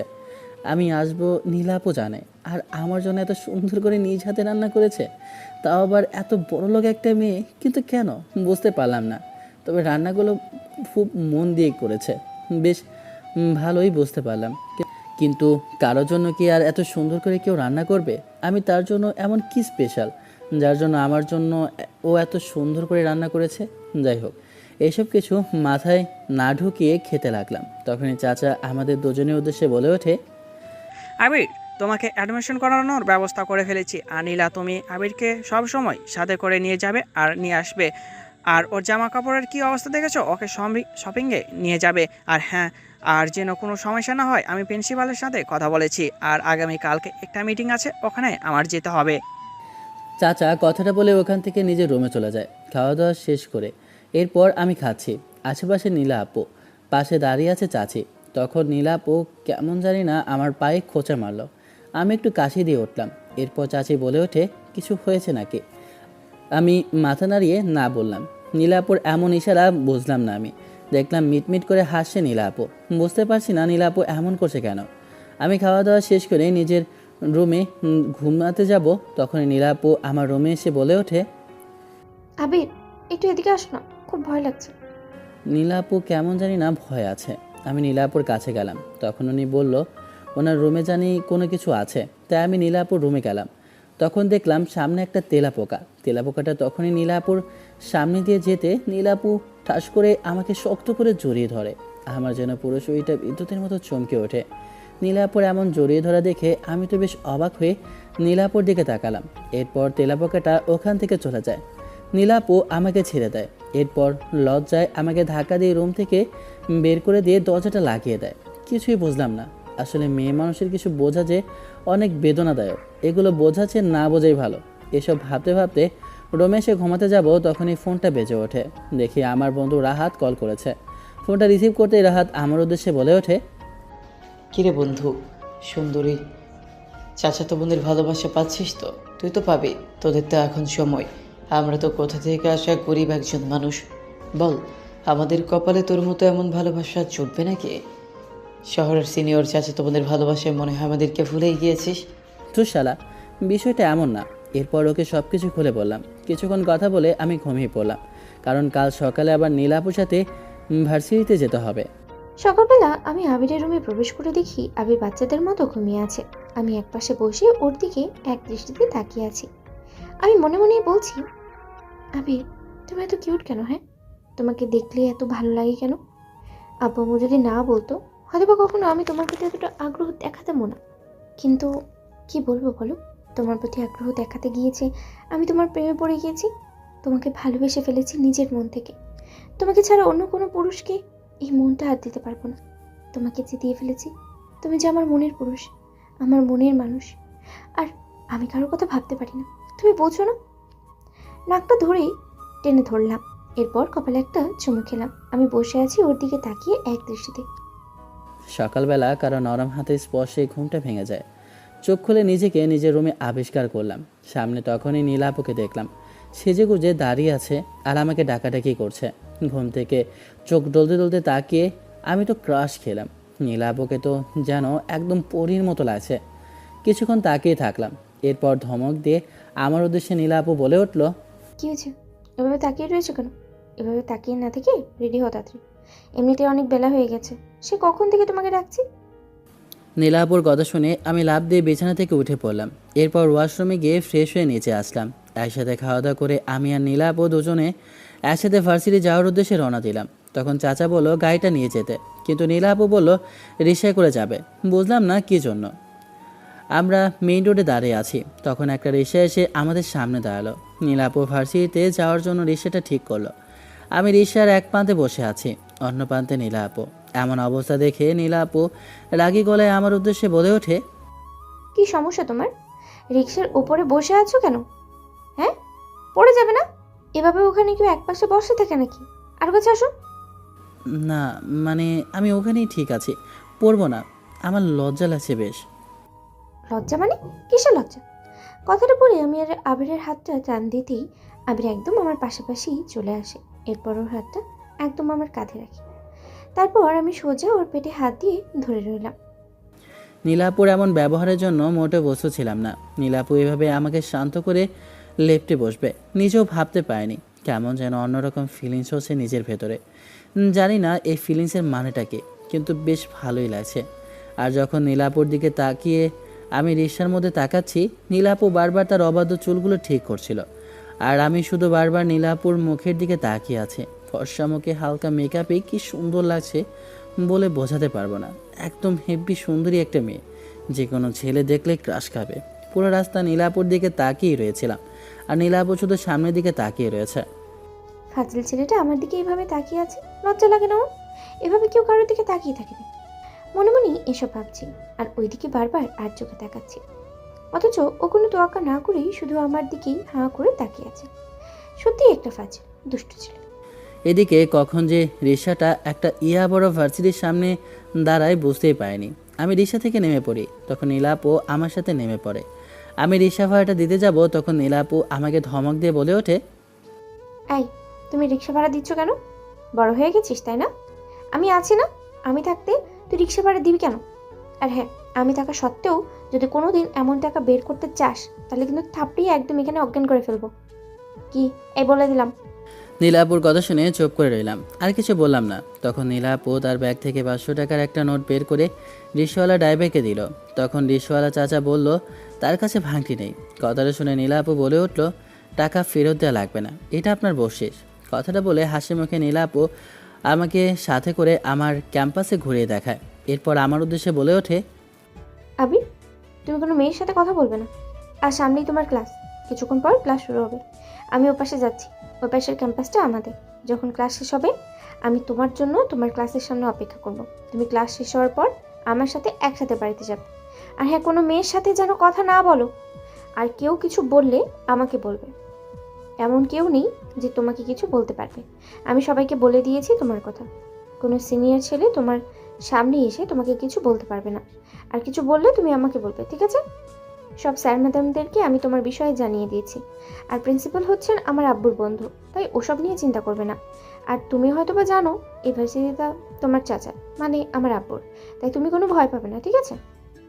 আমি যেন কোনো বাচ্চা, আর নীলা আপু আমাকে বাচ্চাদের মতো বুঝিয়ে দিয়ে ওখান থেকে যেতে লাগলো। যেন বারবার নীলা আপুর কেমন ভয় লাগছে আমাকে এখানে রেখে চলে যেতে। কিন্তু বুঝলাম না নীলা আপুর এমন ব্যবহার কেন আমার প্রতি। আমি সব কিছুই না বুঝে ভার্সিটির ক্যাম্পাসের ভেতরে প্রবেশ করলাম। ক্যাম্পাসে একা একে হাঁটছিলাম, তখনই পেছন থেকে মেয়েলি কণ্ঠে কারো ডাক শুনতে পেলাম। আমি পেছন ঘুরে তাকিয়ে দেখি একটা সুন্দরী মেয়ে আমার দিকে এগিয়ে আসে। এরপর আমার কাছে এসে আমার উদ্দেশ্যে বলে ওঠে, এই ছেলে, অনেকক্ষণ ধরে তোমাকে ডাকাডাকি করছি, শুনছো না দেখি? ছেলেটার কাছে এসে কথাটা বলে আমি হাঁপাতে লাগলাম। তখন ছেলেটা বলে ওঠে, সামনে থেকে কোথা থেকে একটা মেয়ে এসে কথাটা বলতে লাগলো। তখন আমি মেয়েটার উদ্দেশ্যে বলে উঠি, জি বলুন। আসলে আমি এই ভার্সিটিতে একদম নতুন, তেমন কাউকে চিনি না, তো তাই আপনি কাকে ডাকছেন ঠিক বুঝতে পারিনি। মেয়েটা একটু সোজা হয়ে দাঁড়িয়ে হালকা হেসে বলে ওঠে, ও আচ্ছা, তাহলে তুমি এই ভার্সিটিতে নতুন? তাহলেই তো ভালোই হলো। আমি শ্রাবণী। কথাটা বলে আমি হাসি মুখে হাতটা বাড়িয়ে দিলাম। তুমি কোন ডিপার্টমেন্টে আর কোন ইয়ারে আছো? জি আমি আবির, এই তো আমি এখানে ফার্স্ট ইয়ারে অ্যাডমিশন নিয়েছি, এবারই প্রথম বর্ষে আছি। কথাটা শুনে শ্রাবণী একটা মিষ্টি হাসি দিয়ে হাতটা নাড়িয়ে বলে ওঠে, ও, ভালোই হলো, তাহলে আমরা একই ক্লাসে। যাই হোক, তোমাকে দেখে ভেবেছি তাহলে আমরা দুজন আজ থেকে বন্ধু। আমারও তেমন এখানে কোনো বন্ধু নেই, আমি তেমন কাউকে বন্ধু বানাইনি। আর তোমাকে দেখে মনে হয় তুমি খুব ভালো ছেলে, গ্রাম থেকে এসেছো। গ্রামের সহজ সরল ছেলে আমার ভালো লাগে। এখানে সব প্যাচের ছেলে মেয়ে, সবার মধ্যেই প্যাচ থাকে। শহরের ছেলে মেয়ে আমার একদমই পছন্দ না। আর তুমি সাদাসিধে, দেখতে অনেক কিউট, তাই তোমাকে ফ্রেন্ড বানানো কোনো মন্দ কিছু হবে না। আমি আর না করলাম না, শ্রাবণীর দিকে হাতটা বাড়িয়ে দিয়ে দুজনেই বন্ধুত্বের হাত মিলিয়ে ফ্রেন্ডশিপ করে নিলাম। এরপর দুজনে একসাথে নিজেদের ক্লাসে গেলাম। ক্লাস শেষ করে হাসি মুখে গল্প করতে করতে দুজন বের হচ্ছি। ক্যাম্পাসের সামনে দাঁড়িয়ে কথা বলছি, তখনই কোথা থেকে নীলা আপু চলে আসে। এসে আমাদের সামনে দাঁড়িয়ে রেগে গিয়ে বলে ওঠে, এই তোদের হাসাহাসির আর গল্প শেষ হয়েছে? আবি তোকে না আমি বারবার বলেছিলাম কোনো মেয়ের সাথে কথা বলতে না, তুই আবার আমার কথা অমান্য করলি? আমি আর শ্রাবণী কথা বলছিলাম, ঠিক এমন সময় হঠাৎ করে নীলাপু চলে আসে। নীলাপুর এমন এন্ট্রি দেখে তো আমার গলা শুকিয়ে গেল। নীলাপুর রেগে একদম ভয়ানক রূপ ধরে আমার দিকে তাকিয়ে আছে। আমি তো ভয়ে শেষ। তখন এভাবে নীলাপুকে আমার সামনে রাগে গলায় কথা বলতে দেখে শ্রাবণী নীলাপুর উদ্দেশ্যে বলে ওঠে, নীলা আপু, আপনি আমাদের প্রায় 4 বছরের সিনিয়র, আর আপনি আমাদের জুনিয়র ক্লাসের মধ্যে ক্যাম্পাসে কি করছেন এখানে? আর আবিরের সাথে কি কথা বলছেন? আর আবিরের সাথে এমন কথা বলছেন কেন? আবির তো আমার ক্লাসমেট। এই মেয়ে, তুমি চুপ করো। তোমার সাথে কোনো কথা বলতে আমি চাইনি, আমি আবিরের সাথে কথা বলছি। এমন কথা বলছেন কেন আপনি? আর নীলা আপু, এটা একদম ঠিক না। ও আমার ক্লাসমেট, ও আমার বন্ধু, আমরা দুজনে একসাথে কথা বলতেই পারি।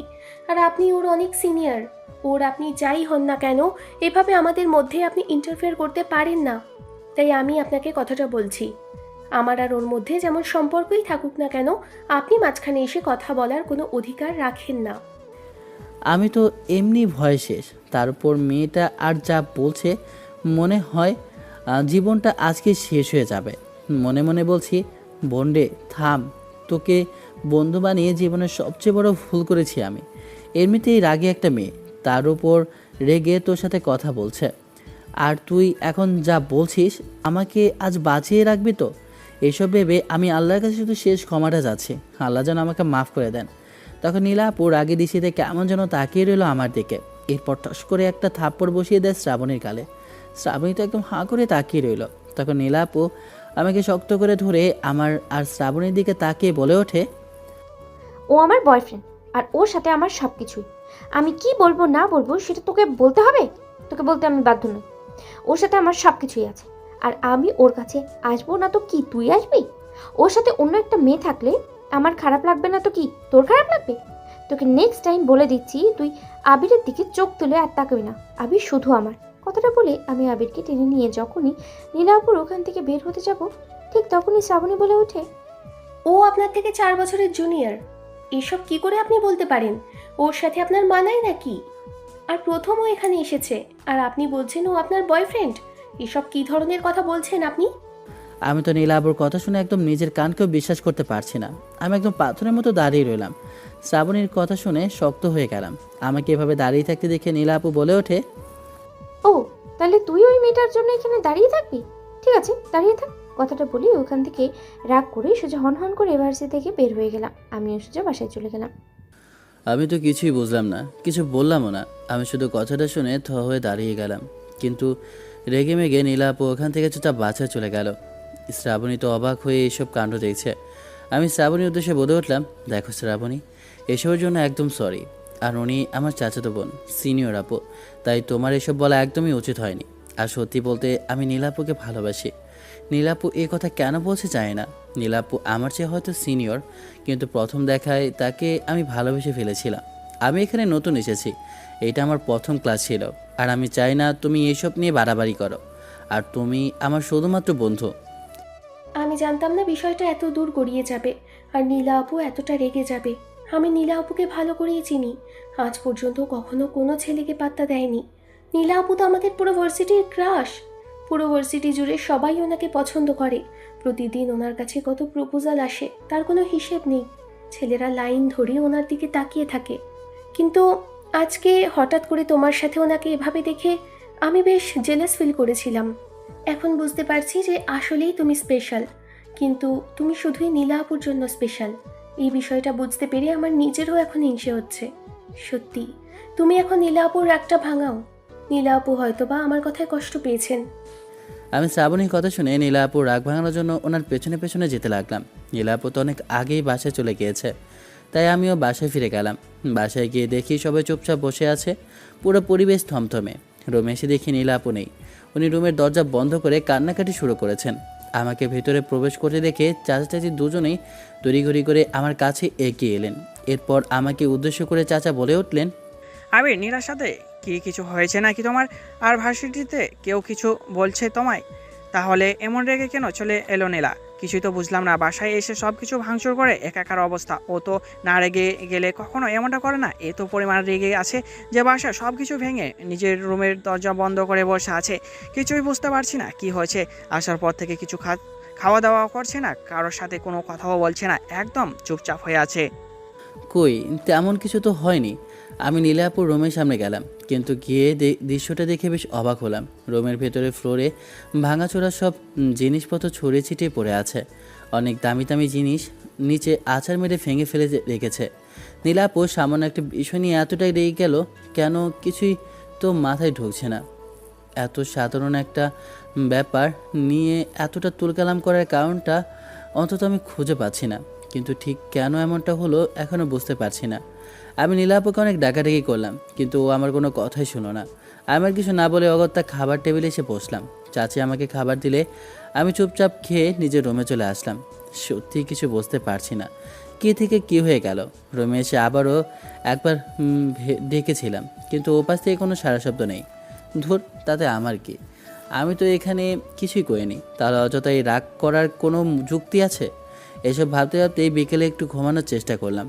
প্রথমে ঘুম আসছিল না, কিন্তু পরে জোর করে চোখ বুজে ঘুমিয়ে পড়লাম। কিন্তু ঘুম ভাঙতেই আমি চরম অবাক। চোখ মেলে দেখি আমার আম্মু, চাচি আর তারা সবাই গভীর মুখে আমার রুমে বসে আছেন। পরিবেশটা এমন যেন আমি বিরাট বড় কোনো অপরাধ করে ফেলেছি, আর ঘুম ভাঙা মাত্রই আমাকে এখন ফাঁসির কাঠগড়ায় দাঁড় করানো হবে।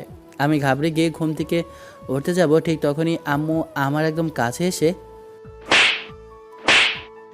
তুই মেয়েটাকে কষ্ট দিয়েছিস কেন শুনি? মেয়েটা আজকে সারাদিন কিছু খাওয়া দাওয়া করেনি। তুই নিজে তো পেট পুড়ে খেয়ে দে দিব্যি আরামসে ঘুমে কাদা হয়ে আছিস, কিন্তু ওই মেয়েটার কথা একবারও ভেবেছিস? তোর মতো স্বার্থপর আমি আমার জিন্দেগিতে দেখিনি।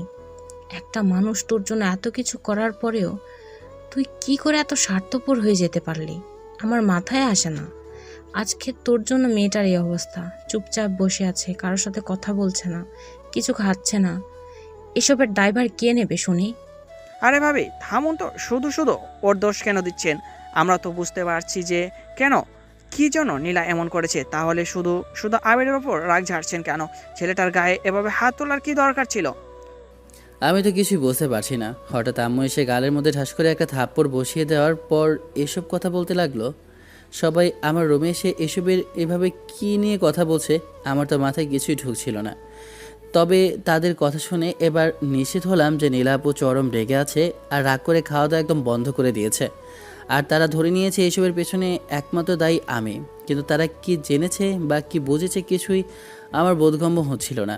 আম্মু এভাবে ঠাস করে থাপ্পড় মারার পর আমি বিষণ্ণ মুখে গালে হাত দিয়ে বসে রইলাম। আজ পর্যন্ত আম্মু কখনো আমার গায়ে হাত তোলেনি। জীবনে প্রথমবার আজ আমার গায়ে হাত তুলল। আমি এভাবে মুখ থমথমে করে বসেছি দেখে আম্মু আবার আমার একদম কাছে এগিয়ে এসে সোজাসুজিভাবে বলে উঠল, দেখ, এখন আর এসব ভেবে চিনতে বা বলে কোনো লাভ নেই। যা হওয়ার হয়ে গেছে। আমি কাজে ডেকে এনেছি, তুই একদম বেশি কথা না বলে এগুলো পরে তৈরি হয়ে নে। আমি তো কিছুই বুঝতে পারছি না আম্মু এসব কী বলছে। এখানে কাজে কেন এসেছে?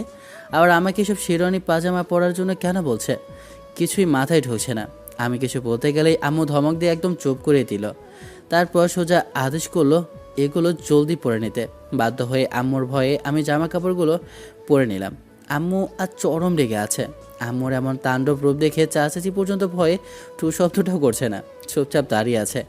আম্মুকে এতটা রাখতে আমি শুধু বিচার সালিসের মধ্যেই দেখেছি, কিন্তু আমার উপর এতটা রাগ আম্মু জীবনে কখনো দেখায়নি। আম্মু তো সবসময় আমার সাথে নরম সুরেই কথা বলতো, কিন্তু আজকে আমি এমন কি মহাভারত অশুদ্ধ করলাম যার জন্য এতটা ক্ষেপে আছে। তখনই আম্মু বলে বসলো আজকে নাকি আমার বিয়ে। আমি তো আকাশ থেকে পড়লাম, হঠাৎ করে বিয়ে? আমি কি ভুল করেছি ভাই, যার জন্য ডিরেক্ট আমার বিয়েটাই দিয়ে দিচ্ছে? আর বর কনেকে খুনিটাই বা কে সেটাও তো আমি জানি না। কী আর করার, এভাবে জোর জবরদস্তি করে ঘুম থেকে তুলে কাউকে ছাদনাতলায় বসিয়ে বিয়ে দেওয়া, এটা তো স্বপ্নের মতো লাগছে। আপনার জীবনে যদি এমনটা হতো বলেন তো আপনি কি করতেন? আমি জানি আপনারা হলে তো বেশ আনন্দ করে নাচতে নাচতে ঠ্যাং ঠ্যাং করে বিয়েটা করে ফেলতেন, কিন্তু আমার লেগেছে চরম বিপদ। আমি তো প্রথম দেখাই ভালোবেসে বসে আছি একজনকে, সেটা হচ্ছে আমার ওই খিটখিটে রাগী সিনিয়র চাচাতো বোন নীলাকে। কিন্তু এখন আমার বিয়েটা কার সাথে হচ্ছে সেটাই বুঝতে পারছি না। আর আমার অপরাধটা কি তাই তো ধরতে পারছি না। শাস্তি হিসেবে একেবারে বিয়ে, আর আম্মু যার চেহারা হয়ে আছে দ্বিতীয়বার কিছু জিজ্ঞেস করার মতো সাহসও পাচ্ছিলাম না। পুরো বাড়িময় একদম থমথমে নীরবতা। আশেপাশে কেমন যেন একটা গুঞ্জন আর অস্পষ্ট শব্দ হচ্ছে। কিসের শব্দ ঠিক বুঝতে পারছি না। দেখতে দেখতে কাজে এসে সইটই করিয়ে আমার বিয়েটাও সম্পন্ন করে ফেললো। বিয়ে শেষ হতেই আমাকে দোতলার একটা রুমের সামনে নিয়ে যাওয়া হলো। রুমের ভেতরে এখনও ভালো করে তাকিয়ে দেখা হয়নি, তবে দরজার ফাঁক দিয়ে দেখলাম সুন্দর করে ফুলের মালায় রুমটা সাজানো। কিন্তু ফুলসজ্জায় এই ঘরের ভেতরে বসু বেঁধে বধূ সেজে কে বসে আছে আমি বিন্দুমাত্র জানি না। আমি কাঠের পুতুলের মতো ঘরের দরজার সামনে থমকে দাঁড়িয়ে আছে। আমাকে এভাবে দরজায় দাঁড়িয়ে থাকতে দেখে আম্মু পেছন থেকে এসে গম্ভীর গলায় ডাক দিয়ে বলে উঠল, কি হয়েছে? এভাবে এখানে হাবলার মতো দাঁড়িয়ে আছিস কেন? আজকে তোর বিয়ে হয়েছে, যা নিজের রুমে যা। আর হ্যাঁ, বিয়েটা সম্পূর্ণ আমার পছন্দের, এমনকি তোর চাচা চাচি আমাদের পছন্দ সবাই বিয়ে। এটা তোর জন্য এটাই উপযুক্ত শাস্তি। তুই কি করেছিস সেটা তুই নিজেই ভালো করে জানিস। তাই কোনো কথা না বাড়িয়ে বিয়েটা যখন দিয়েই দিয়েছি, যা ভিতরে যা। আজকে তোর বাসর রাত, তাই নিজের স্ত্রীকে সম্মান দিতে শিখিস। এর চেয়ে বেশি আমি আর তোকে কিছু বলতে পারবো না। আর শোন, ঘরের ভেতরে গিয়ে কোনো উল্টাপাল্টা নাটক করলে আমি মেরে একেবারে পিঠের ছাল চামড়া তুলে ফেলবো, বলে দিলাম। আম্মুর এমন হুমকি আর গরম চেহারা দেখে আমার তো ভয়ে পেন্টে পেশাব করে দেওয়ার মতো অবস্থা। ভেতরে বউয়ের বেশে কে বসে আছে সেটা জানতে পারলে আল্লাহ জানে আমার কপালে কি আজাব আছে। আমার ভয়ে কোনো মতে সাহস সঞ্চয় করে ঘরে প্রবেশ করলাম, কিন্তু দরজার চৌকাঠ পেরোতেই ভয়ে আমার হাত পা থরথর করে কাঁপতে শুরু করলো। একদম হাঁটুতে হাঁটুতে বাড়ি লাগছে। আজ জীবনে প্রথম বাসর রাত, মানে প্রথমবারই তো, দ্বিতীয়বার আবার কিসের? মানুষ কি বারবার এসব ঝামেলার মধ্যে পড়ে নাকি? ভাই রে ভাই, মানুষ একবার বিয়ে করে বউ ঘরে আনে, আর সেই বইয়ের একচ্ছ অত্যাচারে দ্বিতীয় বিয়ের কথা মুখ দিয়ে বের করতেই ভুলে যাবে। কারণ মেয়েদের অত্যাচার আর ওই তথাকথিত ভালোবাসার টর্চার ভাই সবার সহ্য করার ক্ষমতা থাকে না। মনে মনে এসব গভীর দার্শনিক কথা বলছি আর ভয়ে ভয়ে কাঁপতে কাঁপতে ঘরের ভিতরে পা বাড়াচ্ছি। কিন্তু ঘরের ভেতরে ঢুকে দেখি অন্য দৃশ্য। পুরো রুমটা সুন্দর করে ফুল দিয়ে সাজানো হলেও আলো একদম নিভানো, চারপাশ অন্ধকার। অন্ধকার চোখে ঘরের চারপাশে তাকিয়ে কাউকে দেখতে পেলাম না। মনে হলো বাসর ঘর সাজানো শুধু ফুলগুলোরই ধরে ধরে সাজিয়ে রাখা হয়েছে, মানুষজন কেউ নেই। যাক বাবা, রুমে কেউ নেই, এই ভেবে একটা শান্তির নিঃশ্বাস পেলাম। খুশিতে ডগমগ হয়ে নিজের পরিচিত খাটটার ওপর যেই না আরাম করে শুতে যাব, অমনি হঠাৎ পেছন থেকে কেউ একজন শক্ত হাতে আমার শার্টের কলারটা একটানে চেপে ধরলো। সাথে সাথেই ক্লিক করে ঘরের মেন লাইটটা জ্বলে উঠল। আচমকা আলোতে চোখ ধাঁধিয়ে গেল। চোখ মেলে সামনে তাকাতেই ভয়ে আমি ঢোক গিলে উঠলাম। দেখি বধূবেশে লাল ঘাগরা লেহেঙ্গা পরা একটা মেয়ে, মুখে টানা ঘোমটা দেওয়া, আর তার এক হাতে ধারালো একটা চকচকে ছুরি। মেয়েটা সোজা আমার দিকে ছুরিটা উঁচিয়ে ধরে রাগী গলায় বলে উঠল, ঘোমটাটা এক ঝটকায় মাথা থেকে সরিয়ে দিয়ে চকচকে ছুরিটা একদম আমার বুকের কাছে চেপে ধরে বললাম, এই তুই ওই মেয়েটার সাথে এত কথা এত পীড়িত কিসের দেখাচ্ছিলি? হ্যাঁ, একদিনে এত ভালোবাসা উতলে ওঠো? ওই মেয়েটা আমাকে মুখ উঁচিয়ে এতগুলো কথা শুনিয়ে দিল, আর তুই বোকার মতো চুপ করে সেখানে দাঁড়িয়ে রসিয়ে রসিয়ে শুনছিলি, কোনো প্রতিবাদ পর্যন্ত করলি না। একদিনেই বুঝি তোদের মধ্যে এত গভীর প্রেম হয়ে গিয়েছে? আর আমি যে দীর্ঘ 10টা বছর ধরে তোর জন্য ব্যাকুল হয়ে অপেক্ষা করে বসে আছি, সেটার কোনো মূল্য নেই তোর কাছে। তুই একটাবারও বুঝতে পারিসনি যে কেন তোর সাথে আমি এত রাগ দেখাই, কেন এমন ব্যবহার করি, কেন তোর সাথে আমি সারাক্ষণ ছায়ার মতো এত ক্লোজ হয়ে চলি? একটাবারও তোর মনে এই প্রশ্নটা জাগেনি? একটা দিনও তুই আমার মনের খবর জানতে চেয়েছিস বল? আমি তো পুরো বাকরুদ্ধ হয়ে গেলাম। নীলাপু আমার ঠিক সামনে লাল বেনারসি পরে রাগি রাগি চোখে দাঁড়িয়ে আছে, আর হাতে ওই ধারালো চকচকে ছুরিটা উঁচিয়ে ধরে এসব কথা চিৎকার করে বলছে। আমি তো কিছুই বুঝে উঠতে পারছিলাম না। সামান্য একটা বিষয় নিয়ে নীলাপু এতটা রেগে আগুন হয়েছিল, অথচ বেশি দিন তো হয়নি আমি গ্রাম থেকে শহরে এসেছি। আম্মু আমাকে চাচার বাসায় নিয়ে এসেছে মাত্র তো কয়েকদিন হলো। ছোটোবেলায় একবার নীলাপুকে দেখেছিলাম, তাও তো ঝাপসা মনে আছে। কিন্তু মাত্র এই 2-4 দিনের মধ্যে যে জীবনে এত বড় একটা ঝড় বয়ে যাবে তা তো ঘুণা করেও ভাবিনি। আর নীলাপু নাকি আমার জন্য দীর্ঘ 10 বছর ধরে অপেক্ষা করছে, এসবের কিছুই আমার সাধারণ মাথায় ঢুকছিল না। বিশ্ববিদ্যালয়ে পড়া সেই অতি সাধারণ মেয়েটা শ্রাবণী, তার সাথে একটু কথা বলার জেদে যে নীলাপুর বাড়িতে এসে এমন একটা কাণ্ড ঘটিয়ে বসবে তা আমার কল্পনার বাইরে ছিল। তবে সত্যি বলতে মনের এক কোণে কিন্তু প্রচণ্ড এক আনন্দের জোয়ার হয়ে যাচ্ছিল, কারণ শেষ পর্যন্ত নীলাপুর সাথেই তো আমার বিয়েটা হয়েছে। যাকে প্রথম দেখাতেই ভালোবেসে ফেলেছিলাম, যাকে নিজের করে পাওয়ার স্বপ্ন দেখেছিলাম, সেই নীলাপু এখন আমার বিবাহিত স্ত্রী। এর চেয়ে আনন্দের আর কী বা হতে পারে? কিন্তু সেই আনন্দের মাঝেই বুকটা ভারী হয়ে আসছিল। নীলাপুর অভিমানী আর রাগের চেহারা দেখে কষ্ট পাচ্ছিলাম, কারণ ওর এই অনিয়ন্ত্রিত রাগের পেছনে আসল কারণটা আমি স্পষ্ট বুঝতে পারছিলাম না। ঠিক তখনই আচমকা নীলাপুর হাত থেকে খসে ঝনঝন শব্দে মেঝেতে ছুরিটা পড়ে গেল। ছুরিটা হাত থেকে খসে পড়তে নীলাপু আর নিজেকে সামলে রাখতে পারল না। দুহাতে মুখ ঢেকে ফুপিয়ে ফুপিয়ে কান্নায় ভেঙে পড়ল। ওর টলটলে চোখ বেয়ে অঝোর ধারায় পানি গড়িয়ে গড়িয়ে পড়তে লাগলো। মেঝেতে বসে এভাবে ওকে অঝরে কাঁদতে দেখে আমার বুকের ভেতরটা মোচড় দিয়ে উঠল। কি করব বা কি বলবো কিছুই ভেবে পাচ্ছিলাম না। ধীর পায়ে এগিয়ে গিয়ে নীলাপু ঠিক সামনে হাঁটু গেড়ে বসলাম। খুব নরম গলায় ওর উদ্দেশ্যে বলে উঠলাম, কি হয়েছে নীলাপু, তুমি এইভাবে বাচ্চাদের মতো কান্না করছে কেন? আর আমি এমন কি ভুল করেছি বলো তো? আর দীর্ঘ 10 বছর ধরে তুমি আমার জন্য অপেক্ষা করছো মানে? আমি তো কিছুই বুঝতে পারছি না, প্লিজ আমাকে একটু বুঝিয়ে বলো। আমার কথা শুনে নীলাপু ভেজা ভেজা চোখে আমার দিকে তাকালো। তারপর ওর মুখ থেকে যা শুনলাম তা শুনে আমি চরম অবাক হয়ে হা করে ওর দিকে তাকিয়ে রইলাম। নীলাপু চোখের জল মুছতে মুছতে আমাকে বলল, তুই বড্ড একটা পাষাণ হৃদয়ের মানুষ। আমি তুই কিচ্ছু বুঝিস না। তোর জন্য আমি সেই ছোটবেলা থেকে অপেক্ষা করে বসে আছি জানিস। আব্বু আর আম্মু তো বহু আগেই তোর সাথে আমার বিয়ে ঠিক করে রেখেছে। আমি তোর যে 4 বছরের সিনিয়র, তাও তোকে সমস্ত মন প্রাণ দিয়ে মেনে নিয়েছি। কিন্তু তুই এতটাই বোকা যে এখনো জানতেই না আমার সাথে তোর বিয়ে ঠিক হয়ে আছে। তোকে আমি ছোটবেলা থেকে ঠিক কতটা ভালোবেসেছি তুই কোনোদিনও টের পাসনি। আম্মু যখন আমাকে বললো যে তুই ঢাকায় এসে পড়াশোনা করবি, তখন আমার মনে কি পরিমাণ আনন্দ হয়েছিল তুই ভাবতেও পারবি না।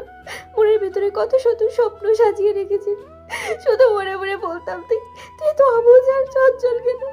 আমি তো শুধু চেয়েছিলাম তুই যখন ঢাকায় আসবি তোকে পুরো নিজের করে আগলে রাখবো, নিজের হাতে তোকে সাজাবো, নিজের মতো করে শাসন করবো, আমার ভালোবাসার খাঁচায় বন্দি করে রাখবো। কিন্তু কিন্তু আমার সেই স্বাদ বুঝে আর পূরণ হলো না। চোখের সামনে দিয়ে অন্য কেউ তোকে আমার কাছ থেকে ছিনিয়ে নিয়ে যাচ্ছিল। এই এই কষ্ট, এই বুকের ভিতরের যন্ত্রণা আমি কি করে সহ্য করতাম বলতো? জীবনে কত ছেলে আমাকে প্রপোজ করেছে, ভালোবাসার প্রস্তাব দিয়েছে, আমি কাউকে একটাবারের জন্য পাত্তা দিইনি। শুধু তোর কথা ভেবেছি, তোর ওই না বোঝা চেহারাটার ছবি বুকে ধরে রেখেছি। আর শেষমেশ তুই কি করলি? আমাকে ভালোবাসার বদলে অন্য একটা অচেনা মেয়ের পিছনে ছুটলি। তুই অন্য কারোর হয়ে যাবি এটা আমি নিজের চোখে কিভাবে দেখতাম? তুই যদি অন্য কারোর হয়ে যেতিস তবে আমার নিজের হাত দিয়ে নিজেকে শেষ করে দেওয়া ছাড়া আর কোনো পথ খোলাই থাকতো না। কারণ তোকে ছাড়ছে আমি আর অন্য কোনো মানুষকে নিয়ে ভাবতে পারি না। আমি তুই না আমার নিঃশ্বাস, আর সেই নিঃশ্বাসটাই যদি বন্ধ হয়ে যায় তবে একটা মানুষ বেঁচে থাকে কি করে তুই বল? আমার আর বুঝতে বাকি রইল না কারণটা। এখন আমি একে একে দুই মিলিয়ে সব বুঝতে পারলাম যে আসল কাহিনীটা কি। তার মানে এটা যে নীলা আমাকে ভালোবাসে, আর তার কারণটা বুঝতেও পারলাম। কিন্তু নীলা তো বোঝে নাই আমি ওকেও ভালোবেসে ফেলেছি। ও হয়তো আমার থেকে সিনিয়র, কিন্তু সব জেনেও আমি তাকে ভালোবেসে ফেলেছি, এটা তো আর নীলা চায় না। আমি ওর চোখ দুটো মুছে ওকে টান দিয়ে নিজের বুকে টেনে নিলাম। নীলা বেশ অবাক হয়ে আমার মুখের দিকে তাকিয়ে আছে। তখন ওর দৃষ্টিতে ওর মুখের দিকে তাকিয়ে বলি, এই পাকলি, কান্না করছো কেন তুমি? তোমার ভালোবাসা এত গভীর যে বিশ্বাস করো তুমি আমার থেকে সিনিয়র, কিন্তু তোমাকে প্রথম দেখায় আমি নিজেও ভালোবেসে ফেলেছিলাম। তোমার সাথে আমার বিয়ে ঠিক হয়ে আছে সেটা আমি জানতাম না। আমার পরিবার আমাকে কখনো জানায়ওনি, আমার মা কখনো আমাকে বলেওনি। ছোটোবেলায় বাবাকে হারিয়েছি, তারপর মা আমাকে মানুষ করেছে। আমি গ্রামে বড় হয়েছি, আমার বন্ধুবান্ধব সবাই গ্রামের মানুষ, সাধারণ মানুষ। গ্রামে আড্ডা দিয়েছি। এই শহরের মানুষের কথা, মানুষের কালচার আমার কিছুই জানা নেই। আমি শুধু সাধারণ একটা মানুষ, আমি কিছুই জানি না, আমার মধ্যে কোনো প্যাচ নেই। কিন্তু সত্যি বলতে আমি তোমার সাথে প্রথম ধাক্কায় প্রেমে পড়েছিলাম। তোমাকে প্রথম যখন দেখেছি তখনই প্রেমে পড়েছি। তোমার সত্যি বলতে এই মায়াবী চেহারা আমাকে পাগল করেছে। তোমার এই মায়াবী দুটি আঁখি আমাকে পাগল করেছিল। সত্যি তোমাকে আমি ভালোবেসে ফেলেছিলাম। কথাটা বলে কপালে একটা চুমু খেলাম। কিন্তু নীলা এখনও নারাজ, আমার উপর রেগে আছে। তখন নীলা আমাকে ধাক্কা দিয়ে ফেলে দেয়। এরপর রাগী গলায় আমার উদ্দেশ্যে বলে ওঠে, না না, আমি তোকে বিশ্বাস করি না, তুই একটা ফাজিল ছেলে। তোকে কি আমি চিনি না? তুই একটা চরম ফাজিল, তোর সাথে আমার কোনো কথাই নেই। কথাটা বলেই মুখ ঘুরিয়ে অন্যদিকে পেছন ফিরেই শুয়ে রইলাম। ঠিক তখনই আমাকে একদম অবাক করে দিয়ে আবির হুট করেই আমাকে পাজা কোলে করে কোলে তুলে নিল। এরপর সোজা আমাকে নিয়ে ছাদে নিয়ে যেতে লাগলো। আমি ওর বুকে দুমড়ে মুচড়ে ধুমধাম করে কিল খুশি মারতে মারতে চিৎকার করে বলে উঠলাম, যা শয়তান, আমাকে ছেড়ে দে। তুই তুই আমাকে ভালোবাসিস না, তুই শুধু মনে করিস আমি তোর থেকে সিনিয়র, তাই না? হ্যাঁ, তুই আমাকে ভালোবাসিসই না, আমি খুব ভালো করেই জানি। তুই শুধু আমার মন রাখার জন্য সব নাটক করছিস। তুই তো নিজে কোনোদিনও আমাকে ভালোবাসার কথা প্রকাশও করিসনি। আমি তোর সাথে কোনো কথাই বলতে চাই না, ফাজিল ছেলে। সর, ছেড়ে দে আমাকে। আমি নীলাকে কোলে তুলে ছাদে নিয়ে গেলাম। নীলা খুব অভিমান করে আছে। আমি ওর সামনে গিয়ে দুই হাত শক্ত করে ধরে ওর উদ্দেশ্যে বলে উঠলাম, জানি তোমার অভিমান করার যথেষ্ট কারণ আছে, কিন্তু বিশ্বাস করো আমি এটা স্বীকার করতে বাধ্য হচ্ছি যে তোমার এই গভীর ভালোবাসাই আমাকে তোমার প্রেমে পড়তে বাধ্য করেছে। তোমাকে প্রথম দেখাতেই আমি নিজেও ভালোবেসে ফেলেছিলাম। বিশ্বাস করো নীলা, তোমাকে কষ্ট দেওয়ার কোনো ইচ্ছে আমার ছিল না। আমি তো জানতামই না যে ছোটোবেলায় তোমার সাথে আমার বিয়ে ঠিক হয়েছিল। কিন্তু তুমি বিশ্বাস করো, আমি তোমাকেই ভালোবাসি। অন্য কারোর সাথে কোনো সম্পর্কে জড়ানোর ইচ্ছা আমার একটুও ছিল না। সামান্য একটা বিষয় নিয়ে তুমি মনে এতটা আঘাত পাবে সেটা আমি ভাবতেই পারিনি। তোমাকে ছাড়া অন্য কাউকে ভালোবাসার কথা আমি চিন্তাও করতে পারি না। প্রথমে আমার একটু ভয় ছিল, কারণ তুমি আমার সিনিয়র। আমার মনে হয়েছিল তোমাকে ভালোবাসাটা হয়তো আমার অন্যায় হবে। আমি অতি সাধারণ একজন ছেলে, আর তুমি শহরের এত বড় নামী পরিবারের মেয়ে। আমি তো সাধারণ গরিব ঘোড়া ছেলে। এসব চিন্তা করে ভালোবাসার পা দুটো পেছনে টেনে নিতে চেয়েছিলাম, কিন্তু ওপরওয়ালা কি অশেষ ইচ্ছা দেখো, আমাদের সম্পর্কটা তো অনেক আগেই তিনি একসাথে লিখে রেখেছিলেন, যা আমি নিজেও জানতাম না। আর আজ দেখো সেই ভালোবাসা আমাদের স্বামী স্ত্রী পবিত্র বন্ধনে এক করে দিয়েছে। আমি তোমাকে সত্যি মন থেকে ভালোবাসি নীলা। আমার এই ভালোবাসার গভীরতা সাগর আর পাহাড়ের চেয়েও বেশি, যা তোমাকে আমি মেপে দেখাতে পারবো না। আজ যদি তুমি আমাকে ফিরিয়ে দাও আমি খুব কষ্ট পাবো। কথাটা বলে আমি আমার হাতটা ওর দিকে বাড়িয়ে দিলাম। ঠিক তখনই নীলা দৌড়ে এসে কান্নাকাটি করতে করতে আমাকে শক্ত করে জড়িয়ে ধরলো। আর আমার বুকে হালকা কিলঘুষি বসিয়ে দিতে দিতে কাঁদতে কাঁদতে বলে উঠলো, ফাজিল ছেলে, দুষ্ট ছেলে কোথাকার। তুই একদম একটা ফাজিল ছেলে, পচা ছেলে। তুই সবসময় ভালোবাসবি তো আমাকে? আমার জুনিয়র পর আমাকে সবসময় ভালোবাসবি তো? বল, কখনো ছেড়ে যাবি না? আমি নীলাকে আরও শক্ত করে জড়িয়ে ধরলাম। না, কখনো ছেড়ে যাব না। আমি আমার সিনিয়র বউকে সবসময় ভালোবাসবো, আর এখন থেকে আগের চেয়ে দ্বিগুণ ভালোবাসবো। সবসময় ওকে এভাবে আগলে রাখবো, ভালোবাসার মায়া জালে শক্ত করে বন্দি করে রাখবো, আর কখনো ছেড়ে যাব না। আমাদের এই ভালোবাসা কোনো দিন শেষ হবে না। কথাটা বলে আমি ওকে একদম বুকের সাথে জড়িয়ে ধরে রইলাম। এরপর আমি নীলার কাঁধে মাথা রেখে আকাশের চাঁদের দিকে তাকিয়ে রইলাম। আজকের আকাশের চাঁদটা কেমন যেন শান্ত, তবে সত্যি বলতে চাঁদটা আমার কাছে অতটাও সুন্দর লাগছে না, কারণ আমার আসল চাঁদ তো এখন আমার বুকের মধ্যে, একদম আমার নিজের কাছে। আমি নীলার কপালে আলতো করে একটা চুমু খেলাম, তারপর আমার ঠোঁটটা নীলার ঠোঁটের সাথে এক করে দিলাম। আমাদের গভীর প্রেম দেখে বোধ হয় আকাশের চাঁদেরও হিংসা হচ্ছে। আমাদের দুজনের ভালোবাসা আরও গভীর হতে লাগলো। আর আপনারা এখানে বসে বসে কি দেখছেন শুনি? আমাদের মিষ্টি ভালোবাসা দেখতে আপনাদের একটু লজ্জা লাগে না? যান, নিজেরা গিয়ে বিয়ে করে বউয়ের সাথে গিয়ে প্রেম ভালোবাসা করেন। যান, ভাগেন এখান থেকে। গল্পটার মধ্যে হয়তো বেশি রোমান্টিক লাগায়নি, কিন্তু সবসময় বেশি রোমান্টিকও এতে ভালো লাগে না। কিছু গল্পের মধ্যে একটু হাসি কান্নাও না থাকলে চলে না। অবশ্য কেউ বাজে কমেন্ট করবেন না। ধন্যবাদ, ভালো থাকবেন, সুস্থ থাকবেন, আল্লাহ হাফেজ, টাটা, বাই বাই, ফোন খোদা হাফেজ।